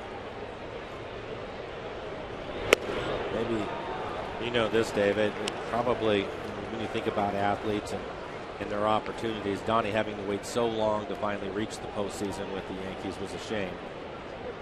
Yeah, he talked about it. He said, geez, you know, that was a good club up here in Seattle. You're talking about the crew that you guys had. 95, 2-2 pitch. Wow, strike 3 call. Smoke didn't like that call by Brian Runge. So take a look at our Banner Bank building to the future. Here's some good news, and a guy maybe we'll see this year, certainly next year, I would think, at the very least. We speak of Danny Hultzen, 8 innings of 2-hit shutout ball. 1 walk and 8 Ks in 94 pitches. That's what you have to like. Efficient 94 pitches with 8 strikeouts to pitch through 8 innings, Danny. That's pretty good. Yeah, you know, you ask your kids to go down to the minor leagues, and all you want them to do is put up numbers. And I'll tell you what, those guys down there in Double-A, and Danny Hultzen probably among the highest of them, but just been putting up those numbers time and time again. And you love to see the consistency that they're going out there night after night and doing that. So those guys are doing what they're supposed to be down there in Double-A. I so look forward to seeing Taijuan Walker and Danny Hultzen up here. Saunders on a breaking ball, swinging a miss. Scott Albert, the left-hander, getting loose in the Dodgers pen. Figured somebody was going to get up soon. 97 pitches now.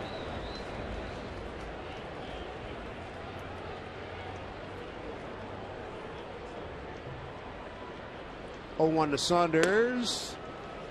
Inside. Look at the 8 innings that Hultzen threw.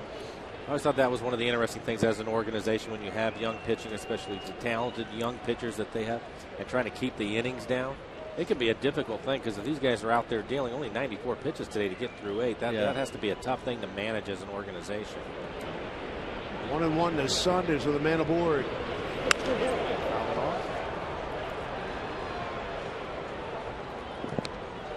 Here's our Ask Mike question for tonight. What changes have you noticed with Saunders from last year to this year? I think a couple of things for Michael. The first thing was obvious when you showed up to spring training. He was just much more aggressive. Last year, Dan, he was taking so many pitches and constantly in 0-2, 1-2 counts. That's difficult for any hitter to manage. And for Michael, you could see it in spring training.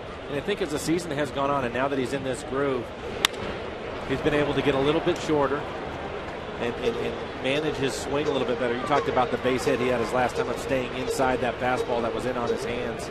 That's something he would have never been able to do. That was an out last year for him. And so I just think that you just see him maturing and gaining confidence probably more than anything. Yeah, I would totally agree. I mean, he's made a few, obvious sort of physical changes, but I think you're right. The mental side of hitting for him right now is exactly where he wants to be, and that's what's changed a lot. He's going to 1-2 count. Off speed pitch popped up. First baseman Loney taking charge. 2 outs. Tell you what, this Loney kid's pitching well. Change in speed, great fastball. Well, pitch against Saunders. I would agree. And again, I'll go back to Garrett Richards, who we saw the other night for the Angels. He ended up going 7 innings in his outing. He only gave up 4 hits and 1 earned run. And he was terrific. He gave up a solo home run to Saunders that he hit out to dead center field. But same type of stuff, 95 to 97 with good run on his fastball, mixing in an occasional slider or curve. But for the most part, it was his heater that caused problems for the Mariners. And you're seeing the same thing tonight with this young pitcher. A.J. Ellis caught that one in the webbing of his glove. Ball 1.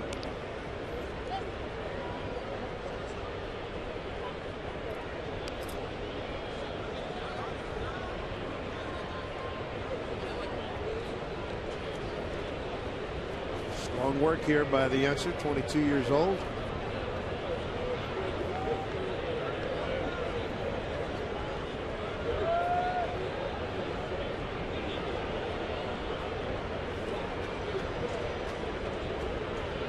One count to Jason. Hairston gobbles it up, throws the Loney. That'll do it. Mariners get a man aboard. 5 hits for the Mariners, none for the Dodgers in this scoreless tilt.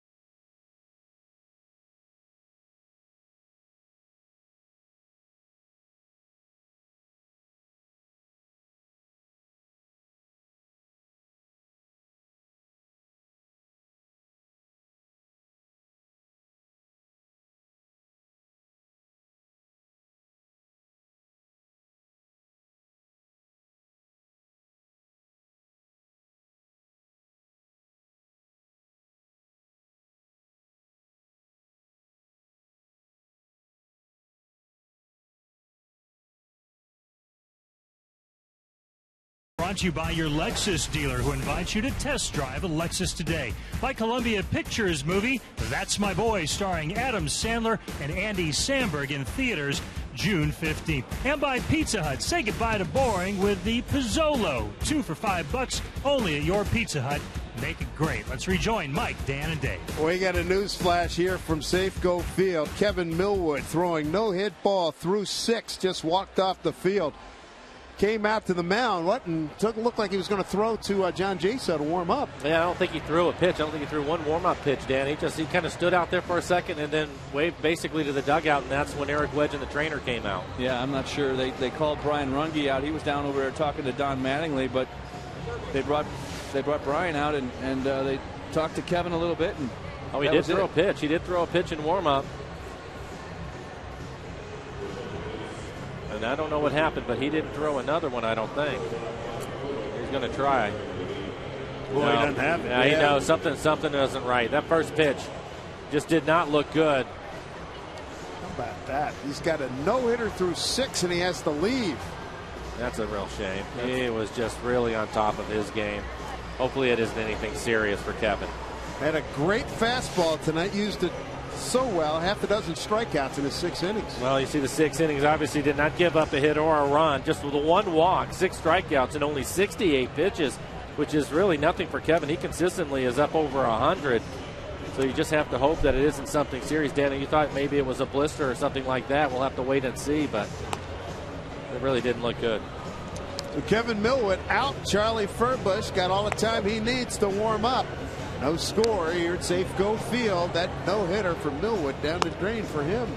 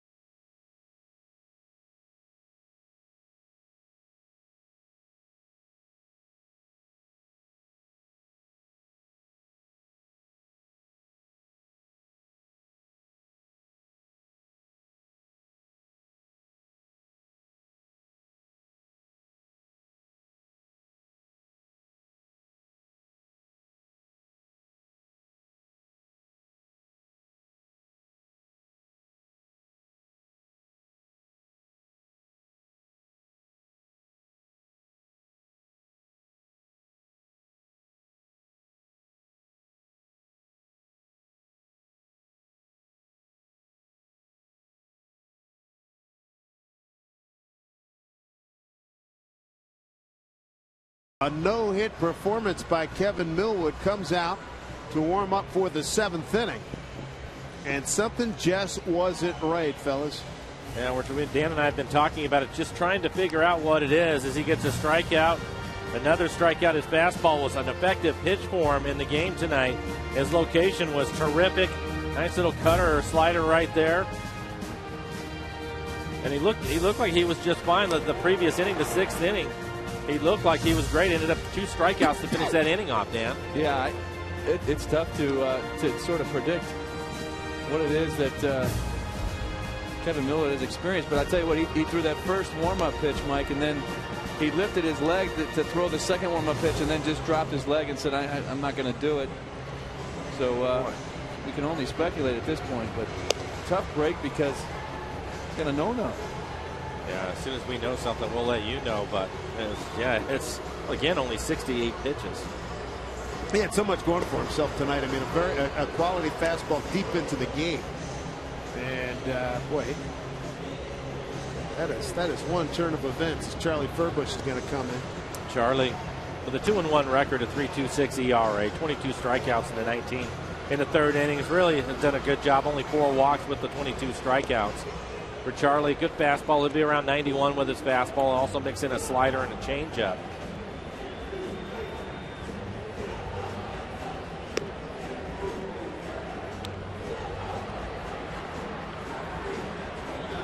Hey kids, make sure that you catch this. Coming up Sunday, youngsters 14 and under take home a poster of Mariner catcher Jesus Montero. It's all part of Aquafina Little League Day. Mariners take on the Dodgers, 1:10 start time.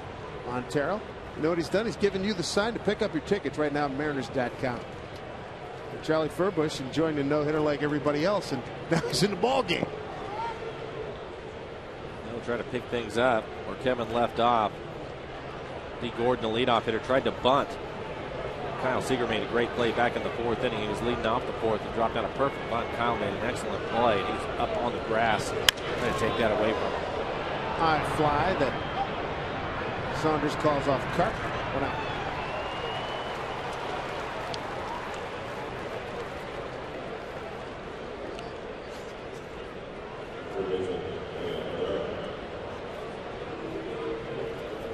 That is something. Do you remember being a part of or seeing a situation like that where a guy's got a no-no going, he has to take himself out of the game? I don't. No hitters are so rare to begin with. You just don't see them very often, and to see a guy come out, you don't see that at all.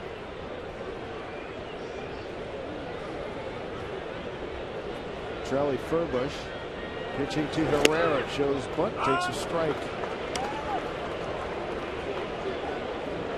Mariners have 5 hits. They haven't got anybody beyond second base tonight. Young Nathan Eovaldi struck out 6, walked 2.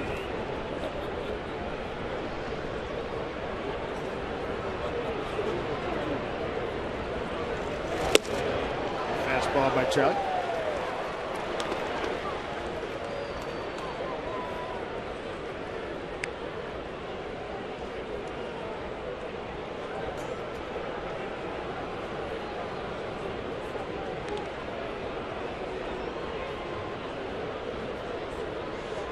Happens. 0-2.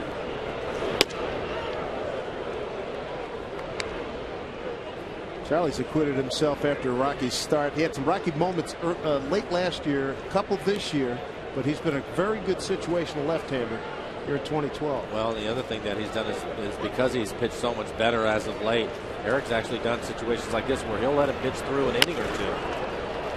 High chop. Furbush throws away off the tarp. Ichiro has it backed up. And Herrera, he'll hold at second. That'll be an error on Charlie. It looked like he was in good shape. Spun around and just spiked it, threw it in the dirt. No chance for smoke. Take a look at it. Kind of an excuse me swing from Herrera, and Charlie in good shape. Doesn't look like he rushed it at all. Just threw a sinker over there into the runner. Another good breaking ball right there, Mike, from Furbush. And you're right, just kind of a better, it was almost an emergency hack to try to make contact. We mentioned a lot of Dodger blue in the building here tonight. You're hearing from them right now with one out, man at second. Just the second base runner for the Dodgers. Ethier, the hitter, ran out to short, pop out to third. Breaking ball for strike 1.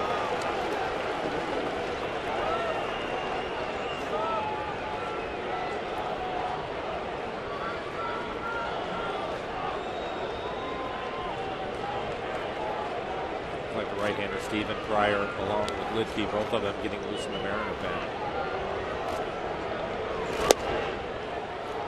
1-1. Well, Charlie has a good fastball, and he's throwing 93 miles an hour. Lucas Lidke getting loose. And Stephen Pryor. Think they'll leave the slider out there? I think he's wanting to come in and throw hard. Count at 1-1 to Ethier. Breaking ball. Good one. 1-2.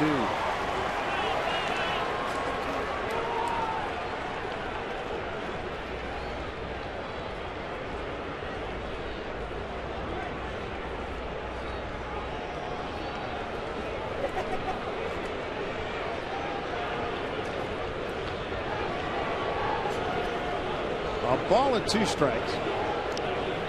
Herrera at second. Pitch from Furbush. Getting the bite. 2-2. Good 1-2 breaking ball there off the plate, down and away. Good location on that pitch.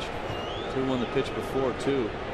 He's got a good breaking ball tonight. He's throwing that, Mike, you mentioned that 93 mile an hour fastball, and that in combination with that curveball is a tough duel.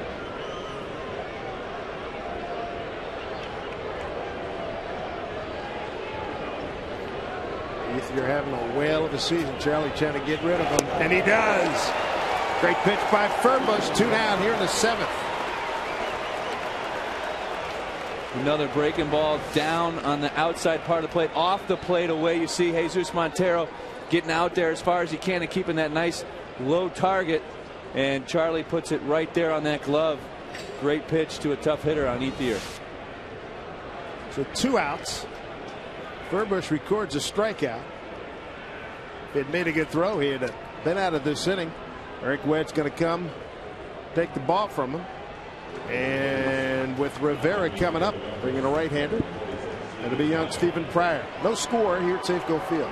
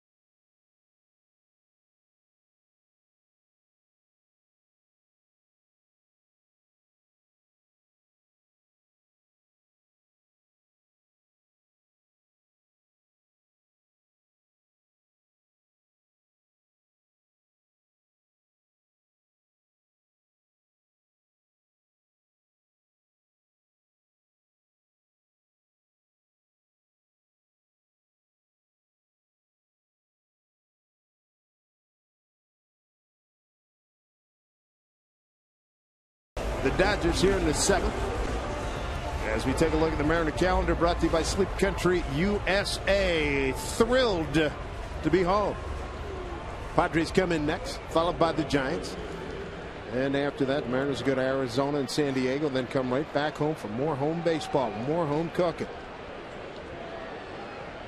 Stephen Pryor will take over for the Mariners. See his numbers. Only 4 innings for Stephen, 4 strikeouts, 1 walk. Rivera coming to the plate. Rivera hitting .289 off a left-hander, just .200 off of righties.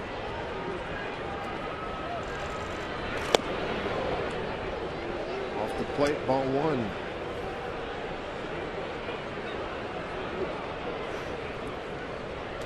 Crucial out right here. 2 outs in the 7th. Throwing error has Herrera at second base. 2-0.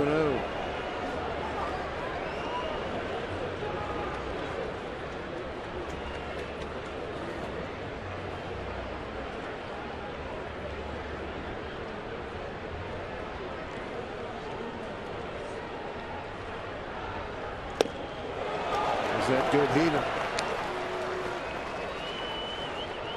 A good location on that pitch, Mike. Down at the bottom part of the strike zone at 95. That's a tough pitch to handle. We've seen him do that with his fastball too. Keep it low. We saw him top out at 100 miles an hour when we were in Chicago when he made his debut. Big spot here. 2-1 to Rivera. Foul off. Another good fastball down in the zone. It is in the middle of the plate, but at 97 miles an hour when it's down there, tough to get hurt.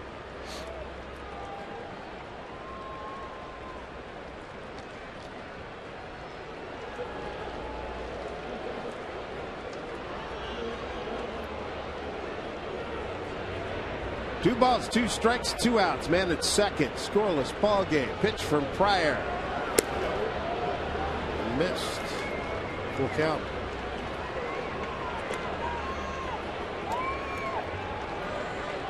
Bobby Abreu waiting on deck. Danny, did you evoke memories of Manny Sanguillen getting down low like that? And Tony Pena spreading out that leg on occasion? Give the guy a good target. Get down there as low as you can.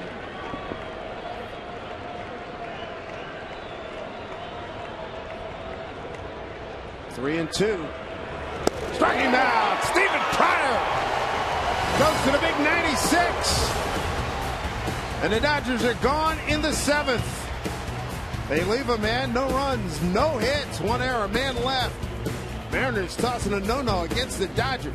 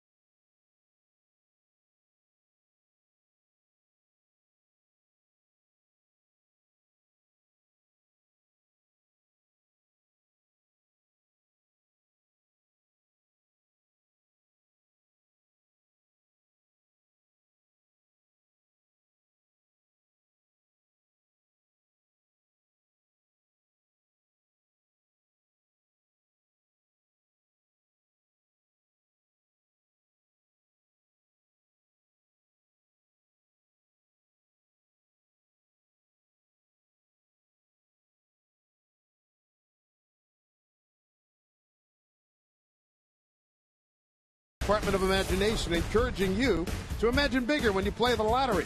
Visit us on Facebook or tweet what you do to Twitter, hashtag if I won. Who knows, you might even see your tweet appear on TV during an upcoming game. Glad to have you with us here. Safeco Field.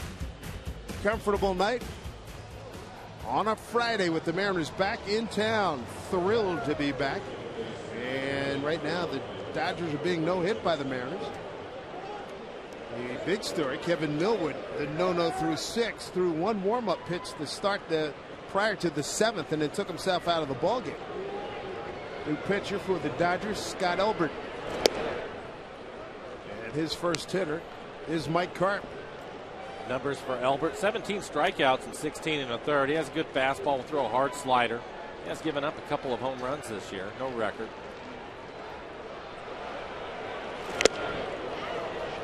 Fouled into the glove of Ellis. Carp tonight, a walk and a fly to left.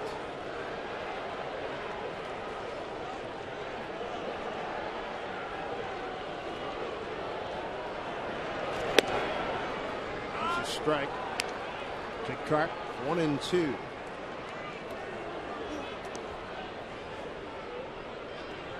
So Kevin Millwood, we're told, Tim Heavley making the announcement. Press box. Strained right groin for Millwood.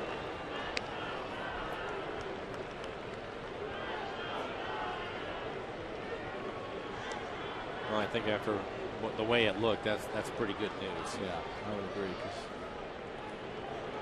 It makes sense, though, that he tried to lift that leg and couldn't. Carp is gone. Striking out to start the 7th. We check in with Tom. Tom, what do you have? All right, David, we're going to check in on the Angels taking on the Rockies in the Mile High City, and a big night for one Torrey Hunter. We'll pick it up in the 3rd inning. Hunter at the dish, and Torrey will unload. Take a look. Got some pop in that bat, and again in the 5th he goes yard again. The Halos on their way to a 7-2 victory. Back to you guys in the booth. Tommy, thank you very much as we look at Kawasaki. 0 for 2 tonight.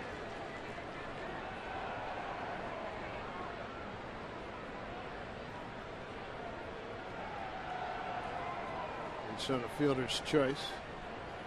Rounded out the 2nd. 0-2. Elbert's been up and down with the Dodger club since 08. He went 0-1 in 47 games last year. A couple of saves. 2.43 ERA. Strike 3. She says goodbye to Kawasaki. 2 down.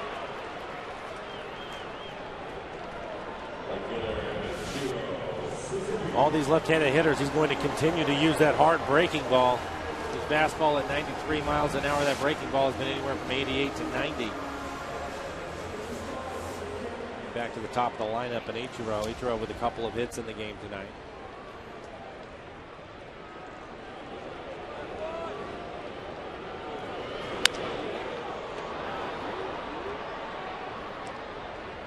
But 8 strikeouts of Mariner hitters tonight. The Dodgers, they've been struck out 7, make that 8 times.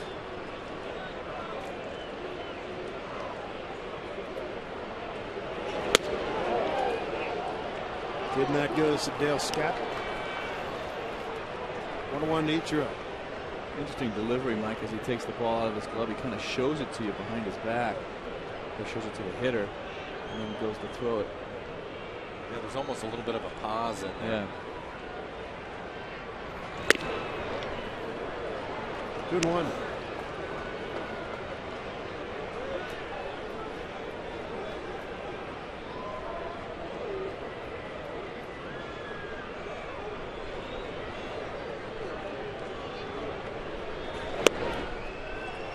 Inside corner. 2-2.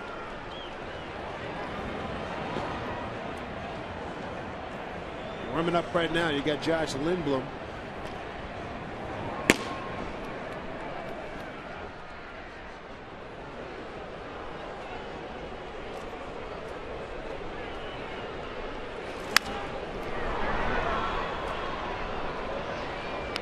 2-2 to Ichiro. 2 out, nobody on.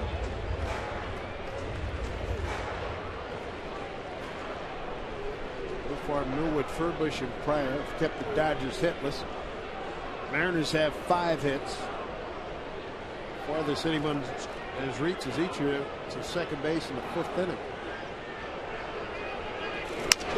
Broken bat, slow roller, charging Hairston. Safe.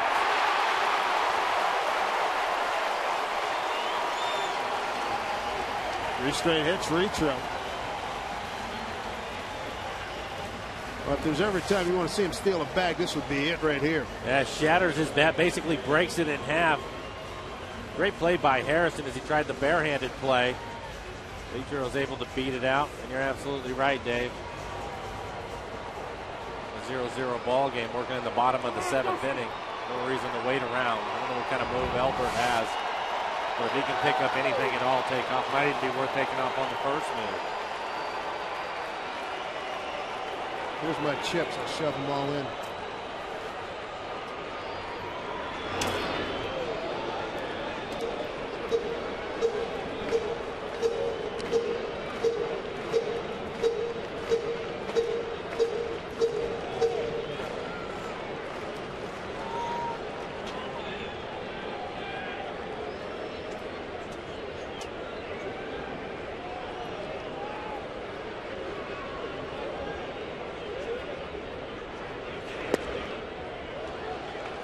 Two and 0 the count.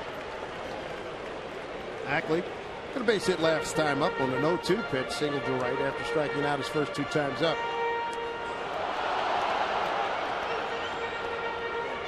Albert's the second pitcher for the Dodgers tonight. Make sure you follow the Mariners with MLB.com at Bat12 app for your iPhone, iPad, Android, and Windows Mobile. Get live audio, pitch tracking, video highlights, and more. Text it back to 31826 or visit Mariners.com for details. 2 out and a 2-0 count to Ackley. Ichiro at first.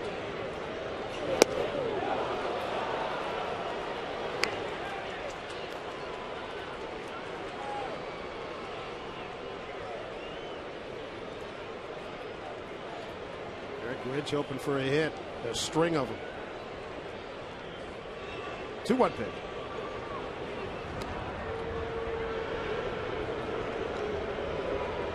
Certainly didn't quite much of a move over to first. Ichiro should be able to pick that up.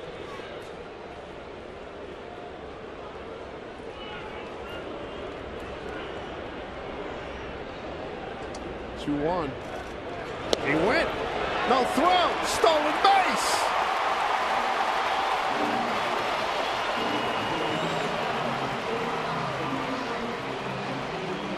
And a 2-2 count to Ackley. 9 for 9 for Ichiro. Ichiro looked like he went on the first move. Wasn't going to try to read it, just takes off as soon as the pitcher starts with his leg and steals it. An easy steal. Ground ball, foul. Well, the pitch was a strike, Mike. It looked like Ellis had trouble getting that transfer. He kind of didn't get the grip that he wanted, so he didn't even make a throw.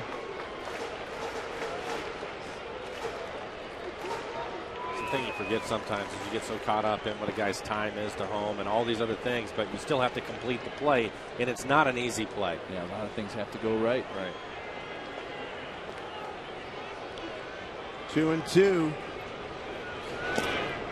And Mariners specialize in 2-out RBIs during the road trip. One here would be something special. Mariners 0 for 3 with men in scoring position tonight. The Dodgers 0 for 2. Payoff coming here to Ackley with Ichiro at second. The pitch. Walked in. Well, give Kyle Seager an opportunity. Kyle had a chance his last time up. Hit the ball hard back up the middle. Unfortunately, D. Gordon, the shortstop, was standing right there. It was an easy play. Second time the Mariners have gotten Ichiro to second base. Pitching coach Rick Honeycutt coming out for a quick word. Albert elected to go with a breaking ball there, Mike. 3-2 on Ackley. Yeah, I think that should give Kyle Seager a lot of information on what he was going to try to do. And he wasn't worried about walking Ackley in that situation. He's going to try to get him out eventually with that breaking ball.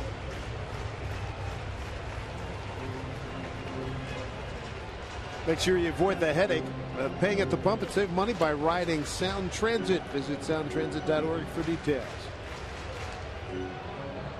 Best opportunity, maybe the second best opportunity tonight for the Mariners. 2 outs, runners at first and second.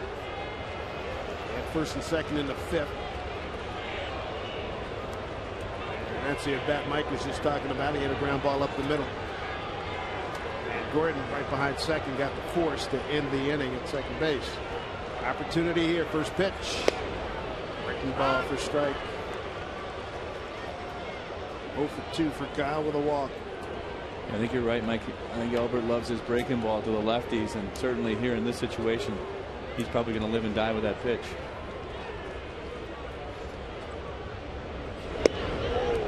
He's ahead 0-2. A good fastball inside. Now you'd expect to see that breaking ball again since he's ahead 0-2. Probably give him a steady diet and make him hit that pitch. I think he'd want to throw a couple of them off the plate to see if he can get Kyle to chase it. Albert, 26-year-old left-hander out of Joplin, Missouri, lives in Surprise, Arizona. 0-2, breaking ball up high. Inning started with Karp striking out, Kawasaki striking out, infield hit for Ichiro and a walk to Ackley.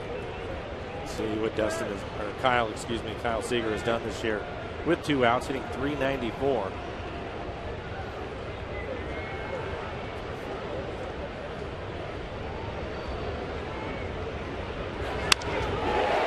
Just off the glove, Ichiro to third. Here's the throw to the plate, not in time. 1-0. Mariners a 2-out RBI by Kyle Seager. He checks it again. That's his 37th run batted in on the season, extending his team lead. Ichiro with the infield hit. Give him a big tip of the cap with the stolen base. Well, Kyle, good piece of hitting. Here's the breaking ball again, Dan, we were talking about. Off the plate, Kyle. He's just such a smart hitter. Goes with the pitch just out of the reach from Gordon, but a solid line drive into left. And with 2 outs, Ichiro will score easily on the play. Just good hitting from Kyle Seager. We've seen him do it all year, and that's why he's hitting around 400 this year with men in scoring position. 23rd 2-out RBI. He has been tremendous. Don Mattingly taking a low, slow walk out to the mound to make a pitching change. So Albert has chased the Mariners, finally capitalized here in the 7th. A big 2-out ribby by Kyle Seager. It's 1-0 Mariners.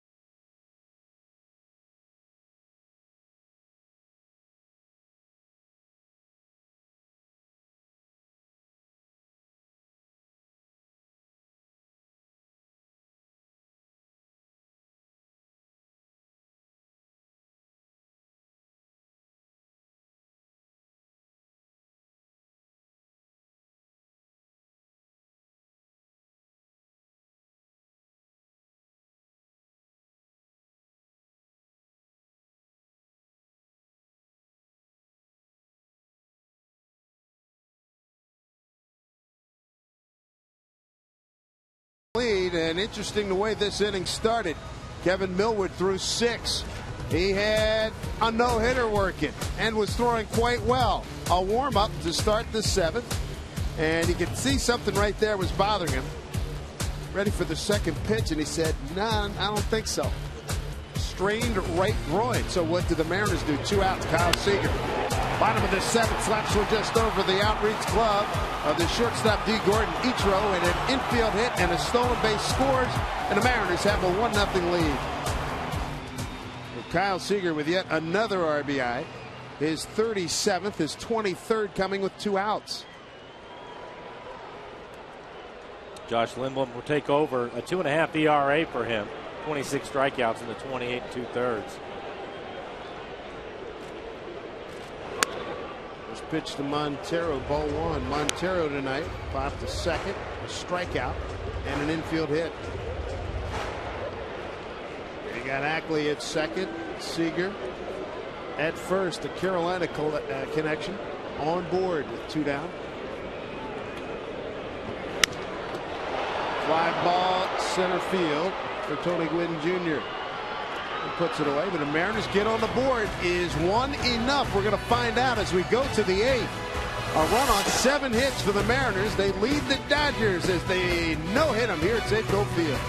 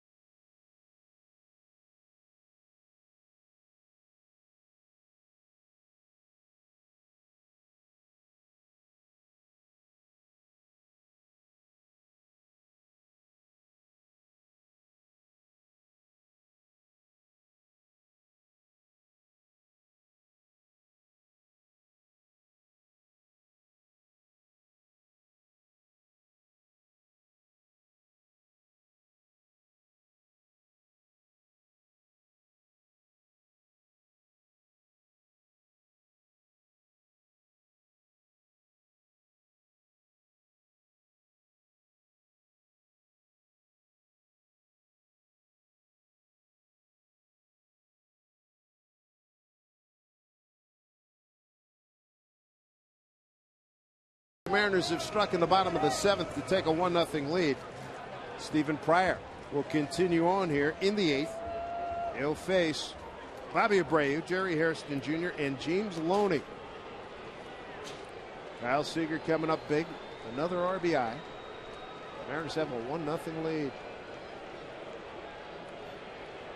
Mariners have Lucas Litke throwing again in the pen, along with Brandon League.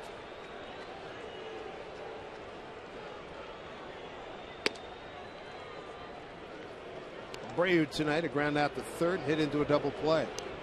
Again, Kevin Millwood, no action through 6 as we look at Brandon League. Looked good his last couple of times out, Mike. Yeah, he has. It looks like he has command of his fastball again, a big key for Brandon.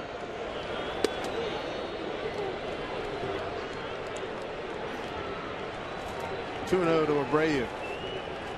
Left fielder, defensive replacement, Sean Figgins. Figgy made a nice catch down in Anaheim, coming in late in the game. 2-0.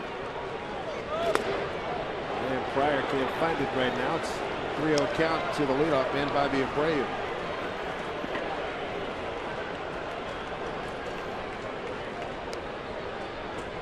Jerry Hairston Jr.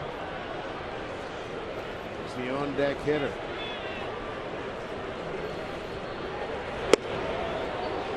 Strike 3-1. Abreu coming over to the Dodgers after he cut loose by the Angels back in the National League. Spent a lot of years with Houston and the Phillies.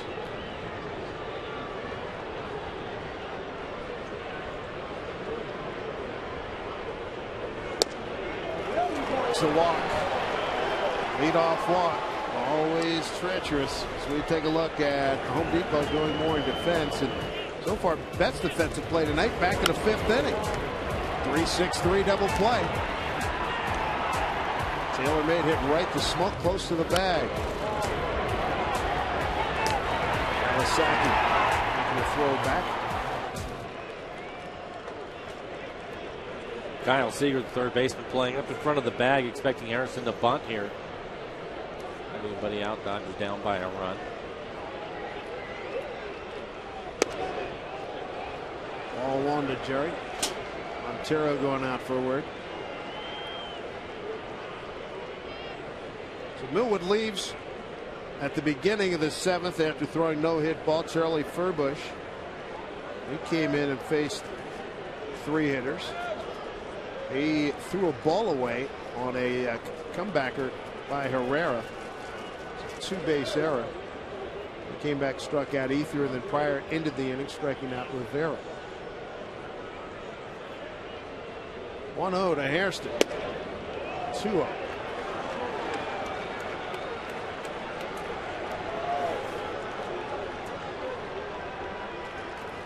And Pryor painting himself into some difficult territory here.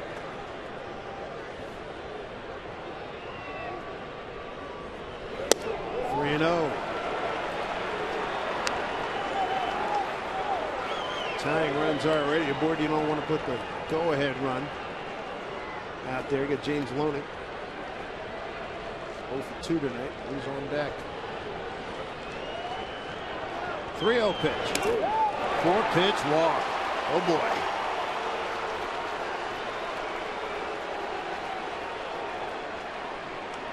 That'll bring Eric Wedge out of the dugout.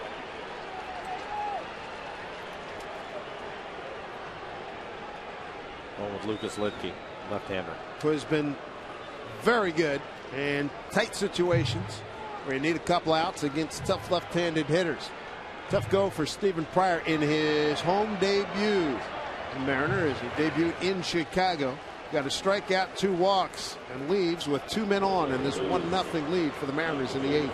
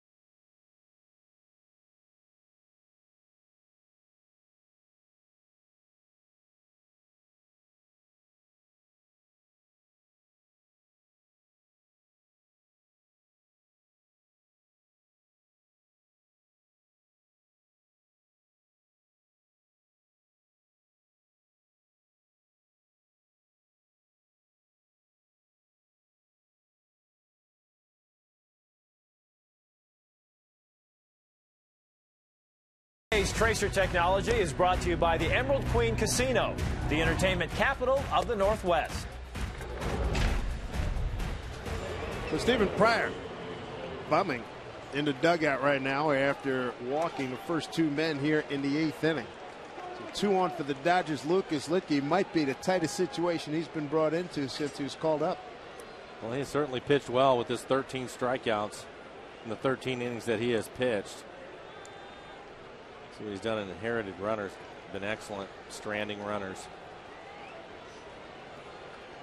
James Loney, the hitter. First and second, nobody out. 1-0 Mariners. One in order, doesn't get it down. Checks at third, didn't go. Ball one. That was close to him offering at the pitch, and it also looked like a pretty good pitch. And a little breaking ball. Yeah. Breaking balls are tough to bunt, though, I will say. Not easy.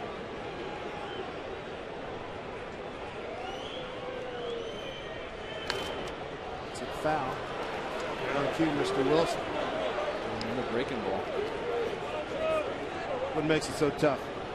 Just the break. I preferred bunting a fastball to bunting a breaking ball. Straight. Yeah. High level, consistent, right? It's easier to set an angle on a fastball, too. Right. That breaking ball's running away from him, the ball's spinning that way, and even if his angle is decent, it's going to spin off the barrel of the bat, as you saw that last one. 1-1. Crashing from the corners. Bunt laid down. Smoke. They practice this before the game, and they'll take the sure out. Sacrifice laid down by Loney. And for Loney, that's his first of the year. And like you saw Justin Smoke field that ball, and he thought about third base, but saw that the runner was too close to the bag to make the throw, so did the alert thing and turned it through to first base to get the out. Yeah, you'll see. You have to make a decision right away as you take a look at the McDonald's Supermo. The ball will go out there, and Justin has to make a decision right away. If you have any doubt at all, you have to get the out at first. You can't take a chance if you think there's going to be a close play. So you're right. He will definitely make the right play, turn around. He had a good look at it. Didn't think he was going to get there in time. Just gets the out. Eric Wedge going back to the bullpen. Litke throws to one batter. A.J. Ellis, right-hander. We're going to bring in Brandon League. Second and third. One out and a 1-0 lead for the Mariners here in the 8th.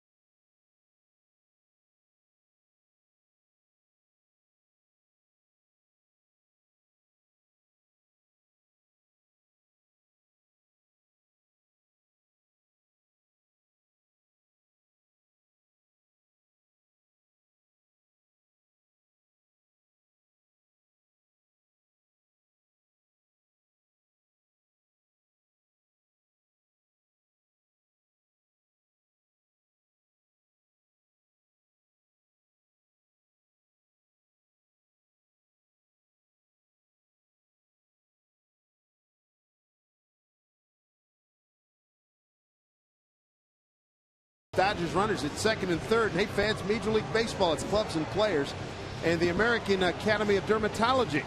Remind fans to play Sun Smart. Examine your skin for signs of skin cancer, a new or changing mole, and protect yourself from the sun with sunscreen. Mariners cap and sunglasses. They're all good. For more information, visit MLB.com and play smart. PlaySunsmart.org. What a spot here. A Friday night BLT. Second and third, one out. As you mentioned, Brandon, as you take a look at his numbers, Brandon has pitched better lately. He looks like he's had better command on the road trip. First hitter, A.J. Ellis, strike one. Ellis tonight struck out on an 0-2 pitch. Millwood got him again on a 1-2 in the sixth. Alex Castellanos is the pinch runner at third for Bobby Abreu.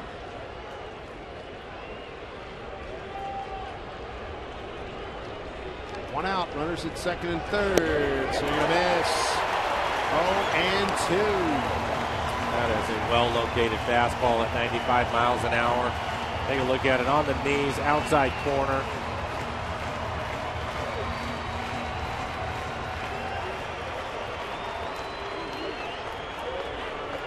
Huge spot here for League. He's got Ellis 0-2. Chop foul.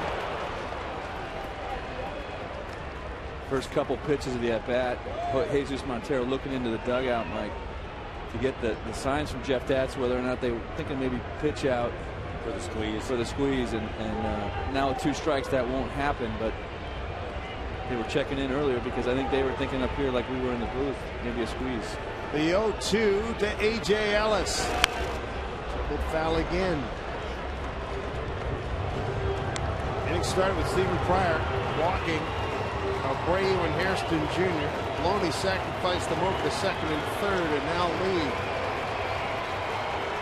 Third pitcher this inning for the Mariners. They lead 1-0 in a Kyle Seager 7th inning 2-out RBI single.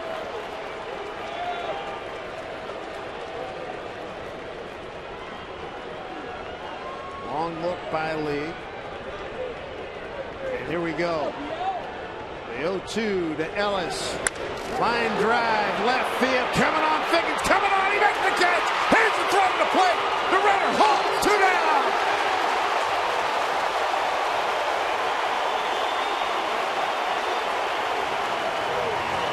Nicely done. A great secondary jump there by Sean Figgins.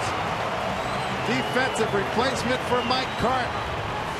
You take a look at it. He's out in front of this pitch, just kind of flips it out in the left field, and the ball's dying quickly out there as Figgins comes in to make the catch.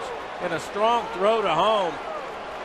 I got to tell you, before the game, Mariners went through infield and outfield practice, the old style, and Figgy made some good throws from center field, showing a strong arm, and boy, did he need it right there. 2 outs here in the top of the 8th. 2 outs, Tony Gwynn Jr. The second big play Figgins has made this week as a late inning defensive replacement. Gwynn tonight has fouled out to Montero on a fine play at the dugout, the Dodger dugout, and he struck out.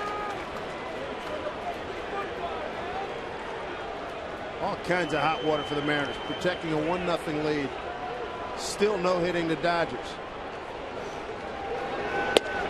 Right one.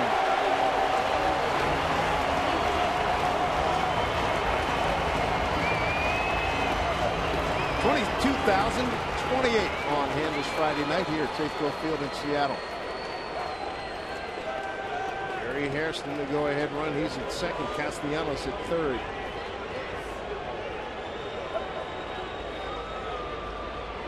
He's pitched well the last couple of times out. Ahead of Gwynn 0-1. 0-2. Good looking pitch by Lee. Really good split right there from Brandon Lee. This split's about 8-9 miles an hour off of his fastball. You can see Gwynn way out in front of that pitch. Yeah, not only was that pitch down, Mike, but off the outside part of the plate, just where you want it. Crowd coming to its feet. 2 outs, 2 on. League set. Here comes a time call by Tony Gwynn Jr.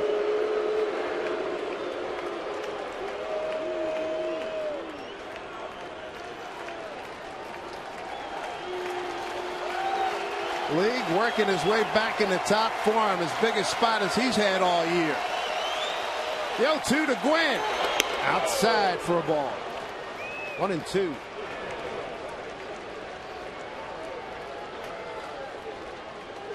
Like that split got away from Brandon there that time. Didn't get on top of it. Kind of lost it off to the left there. But that's okay. 0-2 like that. You can still come back here with that good hard splitter down. League comes set. 1-2 to Gwynn. He struck him out! Brandon Lee! He's back, everybody! He gets out of a second and third jam here in the 8th, and the Mariners go to the home eighth with a 1-0 lead as they no-hit the Dodgers.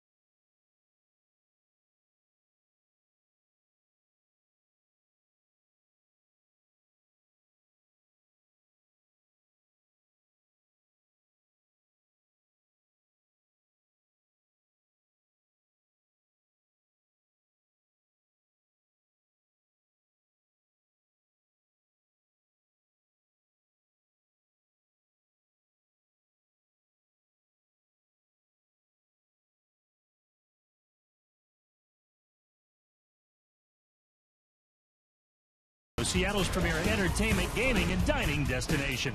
By Sterling Bank, life is about the good stuff. Your bank should be too. Visit our new website at bankwithsterling.com. And by AT&T, the nation's largest 4G network. AT&T, rethink possible. And back upstairs to Dave Sims, who may be on the verge of calling his second no-hitter of the season. Thank you, Tom. I'll take it. One for the good guys this time. Smoke to lead it off. First one back on the 21st of April. Philip Humber, the White Sox. You boys signed up for a few runs here this inning? Yeah, that was exciting last inning, but let's go ahead and put a couple more on the board, Dave. Tom Wilhelmsen getting loose in the Mariner pen.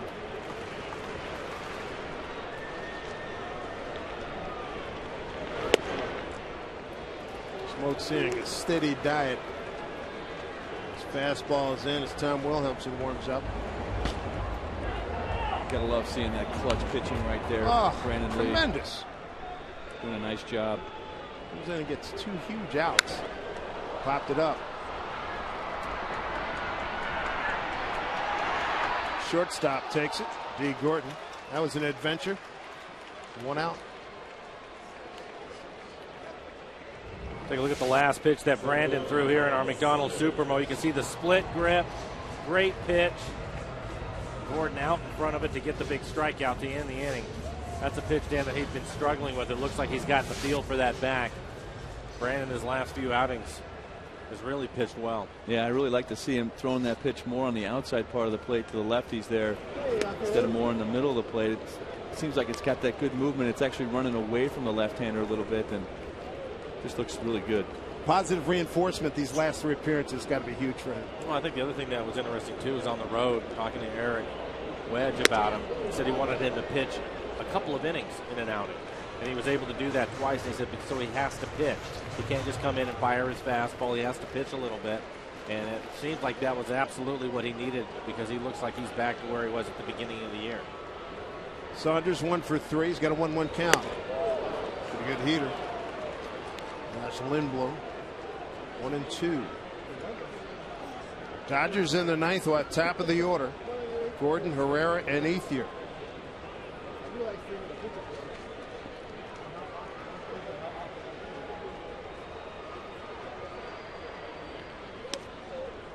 Two at 2.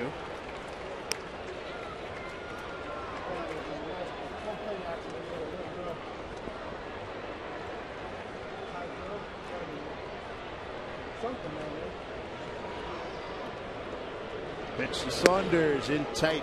Got a full count.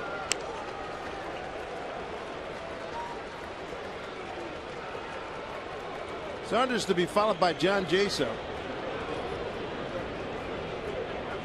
AJ's 0 for 3. Pitch to Saunders. Staying alive.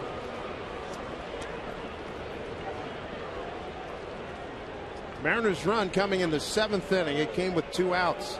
Karp struck out. Kawasaki struck out. Infield hit Ichiro.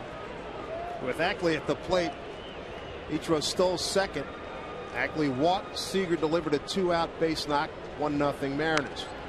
Saunders continues the fight. Lindblom really using that top part of the strike zone, Mike, on Saunders here. Trying to tie him up, throwing a lot of pitches in, tying him up on the hands, but also up out over the plate, just trying to get him to swing and miss at that pitch up top. I think that's been the key because he has been late on the last 2 fastballs in a 3-2 count. You think he'd be able to get on one of them. 3-2. Fouled off again. And if you're just joining us, Kevin Millwood, no-hit ball, 1 walk, 6 strikeouts through 6. Comes out to warm up for the 7th inning, throws 1 pitch and says, uh-oh, this is not good, and has to leave the game. We're later told it's a strain right groin. Since then, the Mariners have gone to Furbush, Pryor, Littke, and League, and Wilhelmsen forthcoming. Payoff to Saunders, fouled into the glove of the catcher, A.J. Ellis. That's a strikeout, 2 down. Here in the 8th inning. This copyrighted telecast is presented by authority of the Seattle Mariners and may not be reproduced or retransmitted in any form. And the accounts and descriptions of this game may not be disseminated without the express written consent of the Seattle Mariners. What a game we have here tonight. A run on 7 hits and an error for the Mariners. No runs, no hits, and no errors for the Dodgers.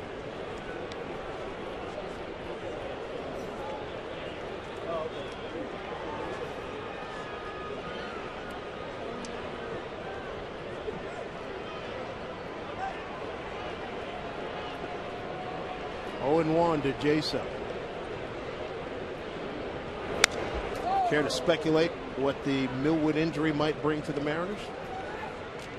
It's hard to say. They're saying it's mild, so you just don't know, Dave. I mean, obviously, if it's going to keep him out for a period of time, he goes to the DL, and from there, you obviously have to replace him. But I think we just going to have to wait and see how he feels tomorrow, and if that's even going to be an option for him. Maybe he misses a start, and you just don't know. 2 to Jason. Saw something similar on the road trip when Felix came out with the sore back, and we couldn't tell how long he was going to be out. It looks like he's going to get the start on Tuesday, so hopefully it is mild and it's something that Kevin can get back from quickly, because he is really pitching well. His fastball, best he's had all year. 1-2 to Jason.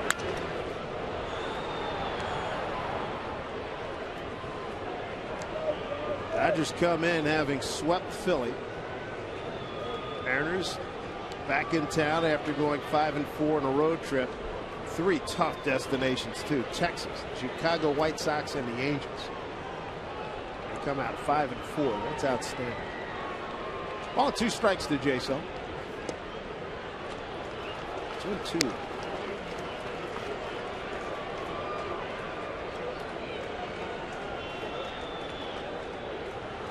Kyle Seager knocked in Ichiro. They only scored tonight. 2-2. Jason back up the middle. Base hit. Here we go again. Another 2-out RBI opportunity for the Mariners.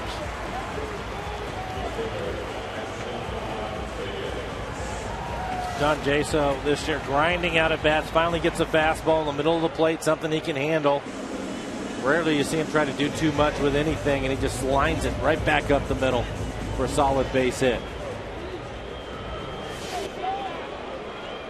Bring up Sean Figgins. Replace Karp in left field. He made an outstanding catch and throw. Fly ball by A.J. Ellis, top of the 8th.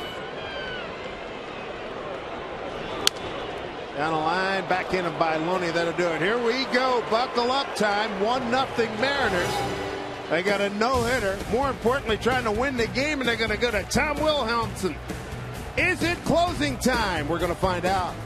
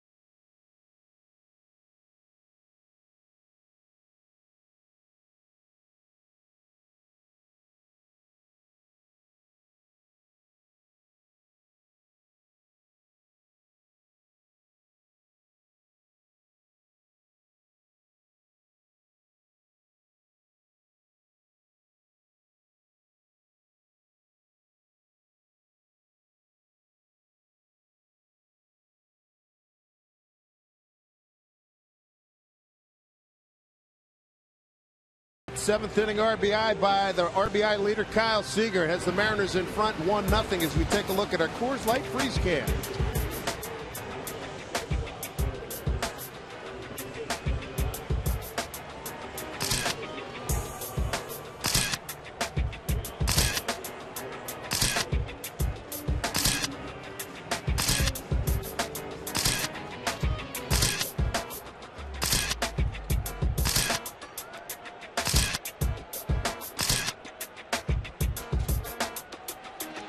Here we go. Tom Wilhelmsen takes over. He'll face the top of the order here in the ninth. D. Gordon, Elian Herrera, and Andre Ethier. The all-important strike one. And for Tom, you see it right there, a 97-mile-an-hour fastball. He'll also bring out one of the best curveballs you'll see in the major leagues. And on the infield, Seager playing up. He and Smoke both guarding the line, trying to take the double away as you look at Tom's numbers. Wilhelmsen ahead, 0-2. Gordon tonight, strikeout looking, tried to bunt his way on. Fine play by Seager, and a fly out to center.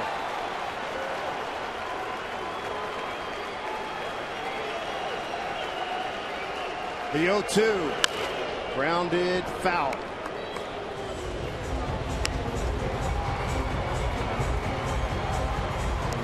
Brendan Ryan, maybe the best shortstop in the American League, takes over for Kawasaki. Wilhelmsen ahead of Gordon, 0-2. Broken bat. Ryan charges. Quick release. Got him. One out. Don Mattingly coming out of the dugout. What a play. Well, Eric Wedge putting him in the game to make that play right there. Brendan's done it all year. Gordon can fly. He gets jammed on the play. What a great play by Brendan Ryan. Gordon clearly didn't think so. Ted Barrett, first base umpire. Mike, we always said the ball will find you. Brendan Ryan just getting in the game, and the ball found him right away. But you're right. He's in there for that reason right there, and he made the play. Outstanding play coming in on that ball to make the out with Gordon running. And the key for Brendan is he always gets rid of it quickly with something on it. Smoke stretches out there trying to help him out by stealing this one. But look how quickly he gets rid of it, and then the throw, and what a good play by Brendan Ryan. One down. And it'll bring up Elian Herrera. Herrera 0 for 3. Fly to center. Struck out and reached on a two-base error. A throwing error by Charlie Furbush back into seventh. First pitch from Wilhelmsen. Strike one. Take a look at the super mo. That is close.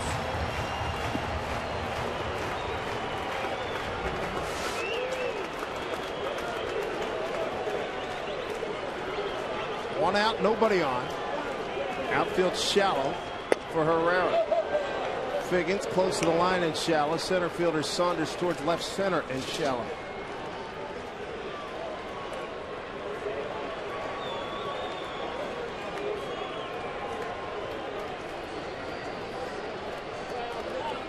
Montero sets up outside. The 1-1. 2 outs.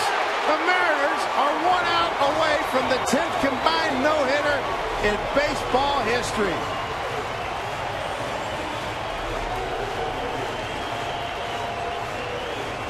Well, it'll be their best hitter. The Dodgers are going to send to the plate, and Andre Ethier. Ethier starting tonight. Leads the Dodgers in runs, hits, total bases, doubles, and RBIs, and strikeouts. Tonight, Andre Ethier ground out to short, pop to third, and a strikeout. Wilhelmsen first pitch to Ethier. Fouled off, strike one.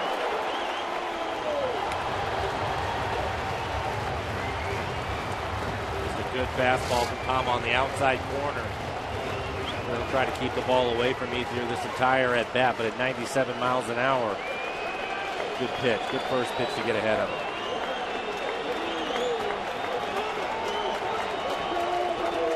Good hitter in Ethier.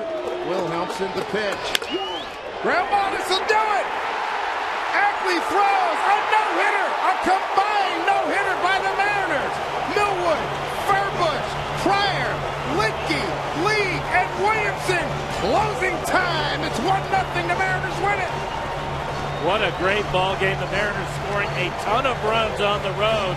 Come back to start this long home stand for them. They get 1 run. Of course, it's a clutch base hit by Kyle Seager to drive in the 1 run, and just some outstanding pitching by the Mariners there. Yeah, he started out with Kevin Millwood. Unfortunately, he had to leave the game after the 6th, but had everything going. Probably the best stuff he's had all year.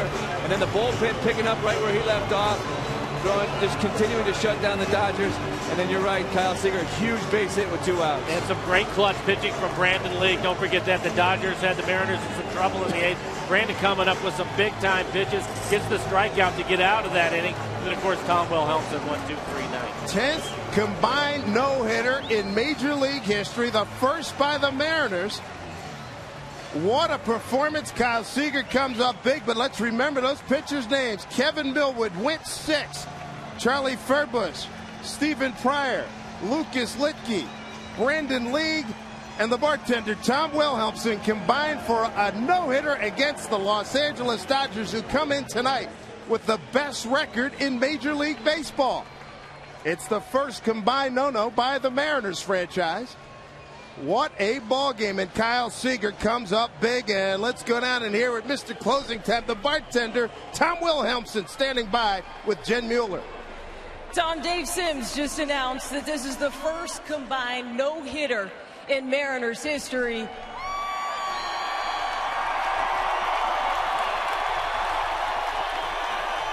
Have you ever been a part of a game like this? No, not at all. Not at all. It's been great. Thank you, fans, keeping us going, man. Getting it done, baby. When you take the mound in the 9th inning, you know what the situation is. What are your emotions and perhaps nerves on the mound? You know, it's just to remain calm and execute my pitches, and we got it done. Good defensive plays, completes it. I got to say, there was a couple of plays there that you just kind of, the heart stops. What was your reaction when you're watching Brendan field that? Just, you know, an unbelievable play. He does it time and time again at the key moments in the game, and just good for everybody. It seems like we have talked so much about this team coming together. How did this help just put a bow on how well you guys have meshed in the last couple of weeks? Yeah, you know, you're exactly right. The last road trip, and now this game, 1-0 ball game. Everyone's in it, pumped, ready to go. Nothing's better. I have a feeling there's a celebration in the clubhouse you need to get inside and enjoy. Congratulations, Tom. Great, thanks a lot. The celebration will continue inside the clubhouse for sure. For now, we send it to Angie Mentink, where the celebration continues out at the pen. All right, Jen, thank you very much.